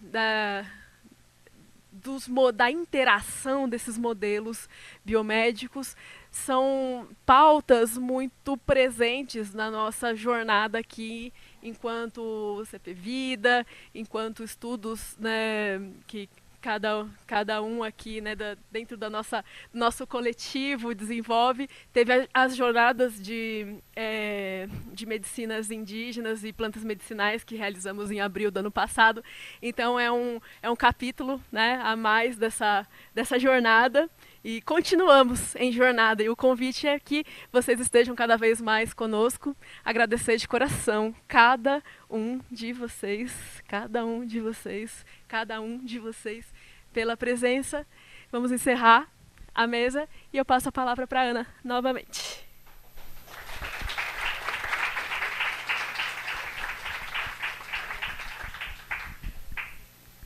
Oi? Tem que ser aqui? Tá. Então, só um minuto, gente, peraí. Você vai pedir para o pessoal subir?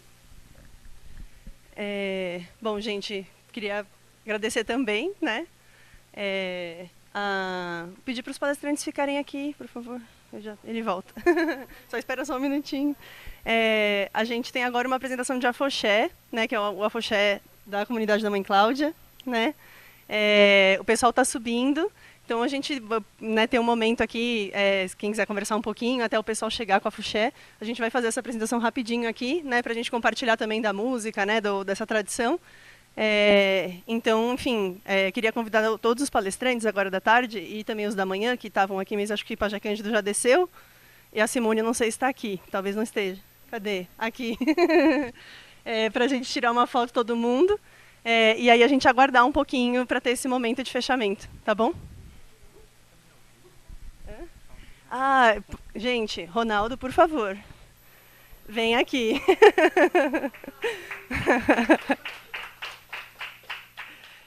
O Ronaldo é cacique da Tecoarandu. É uma das aldeias também que a gente está no financiamento coletivo, está em parceria com o CP Vida, a gente tem as vivências que acontecem lá também.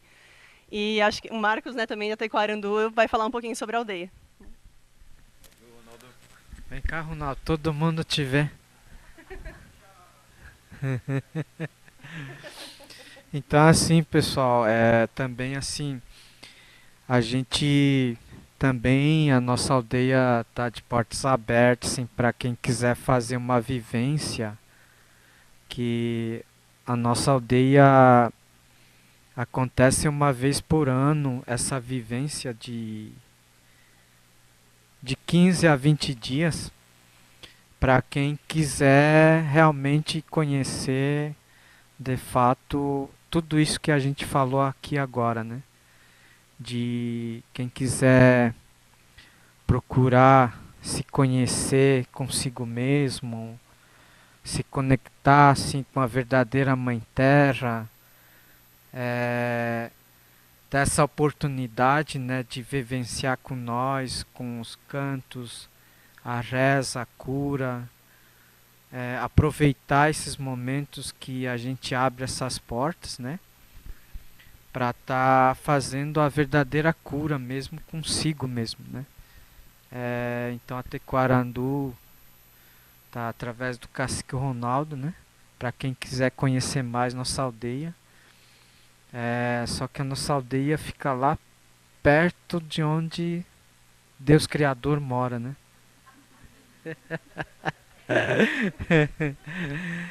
E lá a gente tem os líderes espirituais, que a gente tem um prazer enorme ainda de estar convivendo com eles em vida ainda, né?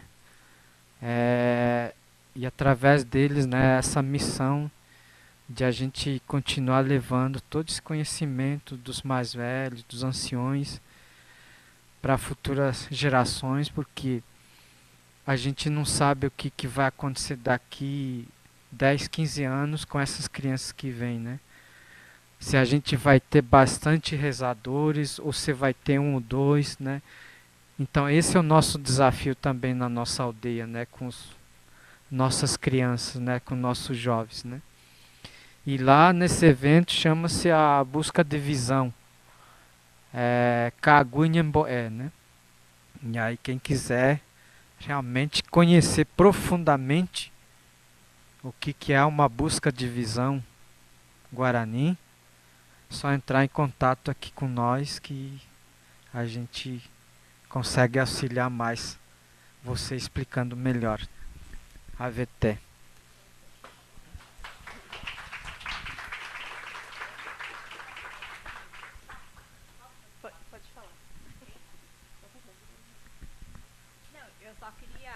Eu só queria deixar uma mensagem para os cientistas, como ele também é aprendiz, ele não é um cientista, mas ele, né, faz parte, não é para você, mas se o cientista acreditasse mais na espiritualidade, ele seria muito mais aproveitado e fazia muitas coisas além do que ele já sabe.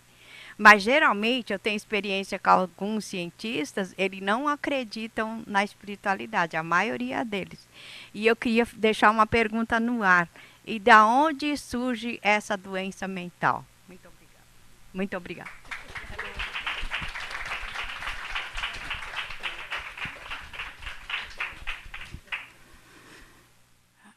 Então, onde surge a doença mental é forte, né? É muito forte. É coisa para vários e vários pesquisas, papos, conversa. Mas eu só quero agradecer a todos, todas, todes, o convite de estar aqui. E quero falar para vocês também que o Ilhéchel Moiá reside em Guarulhos, está numa casa residencial por enquanto, mas eu tenho fé que os nossos ancestrais ainda vai dar um local mais natural para que a gente realmente processe a nossa fé. E eu quero também dizer que os povos de matriz africana, eles são filhos da natureza. cada deuses e deusas que nós acreditamos e louvamos pertence a uma fase da natureza, como o Caio trouxe tão bem, a cobra. Nós chamamos de Oxumaré, o pai do arco-íris, aquele que representa o arco-íris, representa a diversidade, representa o amor, representa a paz e faz essa transgressão, leva os nossos recados e abençoa entre os céus e a terra, ou seja, Orun e Aie. E assim, consequentemente, todos os outros ancestrais. Oiá, a minha grande deusa, aquela que me dá força na palavra, é o vento que me leva para todos os lugares. Oxum, a grande mãe das águas doce, que nos abençoa com seus rios e com toda a potencialidade que a água doce é. Emojá, que aqui no Brasil é considerada a mãe da água salgada. E a gente acata e acolhe esse acolhimento que o Brasil deu a Iemanjá, mas ela também é da água doce. Uma grande mãe, acima de tudo, é Iemanjá, e ela traz para nós o sentido da maternidade. E dizer que a maternidade, o poder de dar vida, está muito antes de tudo. Começa lá, no que comemos, o que o homem come, porque a semente da vida vem do homem. A semente da vida está no espermatozoide. E o grande útero é aquele que acolhe, que transforma e que faz o dom da vida. Então, para nós de matriz africana, o masculino e o feminino, ele se casa. Eu estou falando sobre a construção da vida. Eu não falo sobre o amor livre, porque essa é uma escolha de cada um. E tem que ser respeitada, né? Tem que ser louvada, porque sempre foi assim, na ancestralidade. O sistema africano de amor livre é bem diferente desse sistema europeu que nós temos. E quero dizer que a Casa de Matriz Africana, ela está aberta a quem quiser realmente nos conhecer pelos seus próprios olhos. Não por aquilo que nos transformaram, que contaram e que fizeram a gente ser. Né? Então, por favor, se sintam à vontade a conhecer realmente os filhos da natureza. Axé a todos. Obrigado por essa oportunidade.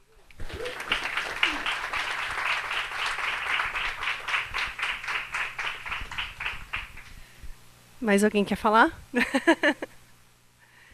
Bom, então eu vou só pedir para todos os palestrantes de hoje, né, de manhã e de tarde, a gente só se reunir aqui enquanto o pessoal está subindo do afoxé, para a gente tirar uma foto. E aí depois, gente, todo mundo pode vir aqui tirar uma foto.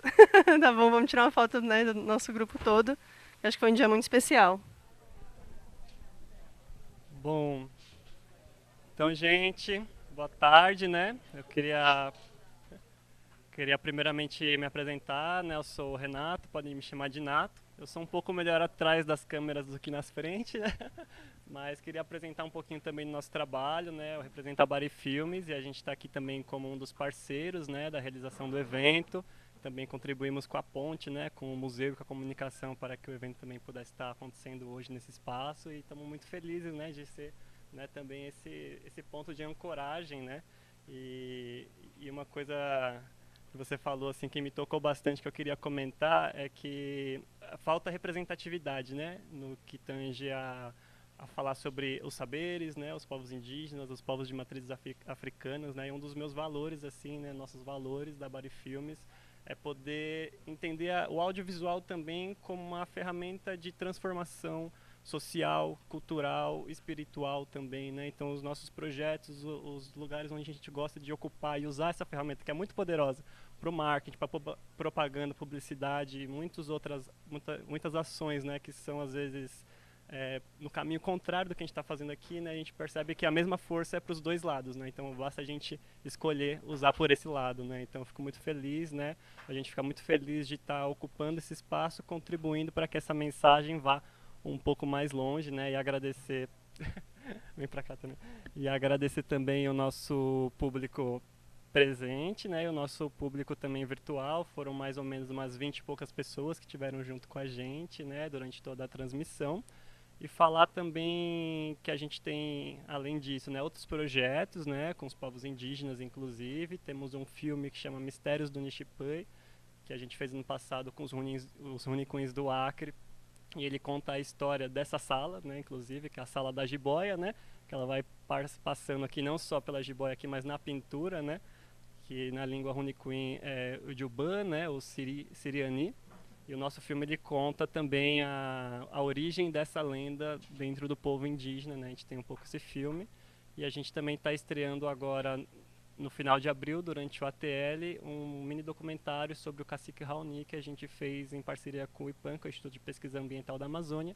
E vai estrear dia 23 de abril na Caixa Cultural de Brasília durante o ATL, né? Então quem estiver lá, queria convidar já o Tenon e a Guassi também para estar lá junto com a gente. Eu vou estar lá em Brasília também, a gente poder assistir o filme junto e quem sabe conhecer o Raoni presencialmente também.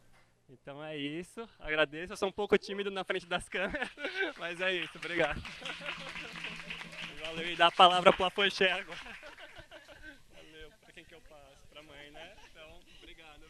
Eu que agradeço. Gente, agora a gente vai poder sentir um pouquinho do profano do candomblé. O que é o profano? É o afoxé. O afoxé é o grito de liberdade dos escravos, quando eles puderam ir para a rua comemorando a sua liberdade. Ali eles cantaram e eles rezaram para os seus ancestrais livremente pela primeira vez. Foi assim que foi criado uma das maravilhas do mundo, que é o carnaval. O carnaval saiu desse grito de liberdade que os afoxé fizeram. Afoxé é os filhos do axé. A palavra axé significa tudo de bom. É um significado sem fim. Tudo aquilo que você deseja de bom para a pessoa, tudo aquilo que você deseja de mais valioso é quando você fala axé. Então, é isso o afoxé. Então, agora eu chamo o vocalista, o Oloô, João Marto, o Ogan Júnior, o Oloyê Marcelo, Oloyê Williams. Podem vir, vem, anda. Isso.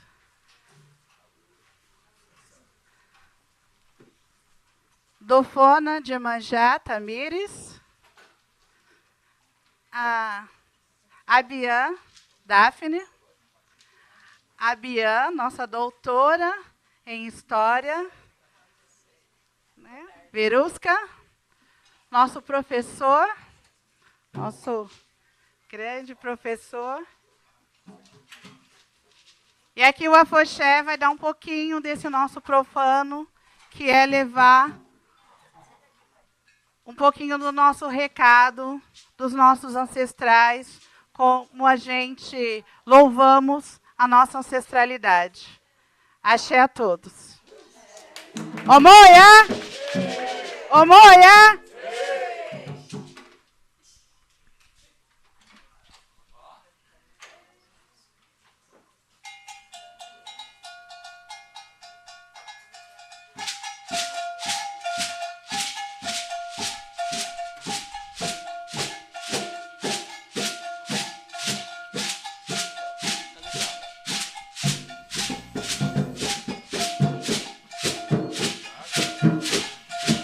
Omoia!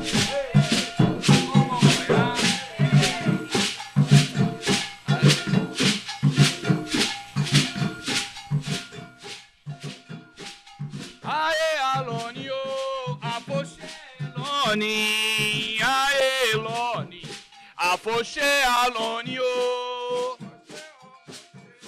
afoxé, Loni, aê, Loni, afoxé, Oxolá, Ixê.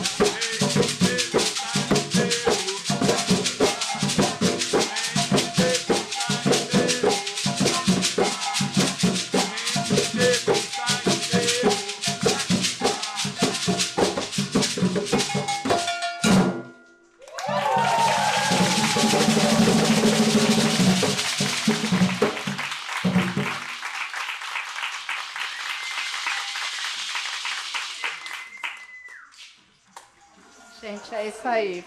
Falaram pra gente que o tempo é pouco, né? A gente espera ter espaço como esse mais vezes para divulgar o nosso povo, a nossa cultura e dizer que nós só queremos viver ao lado de todos. Só ser humano. Omoia! Axé a todos!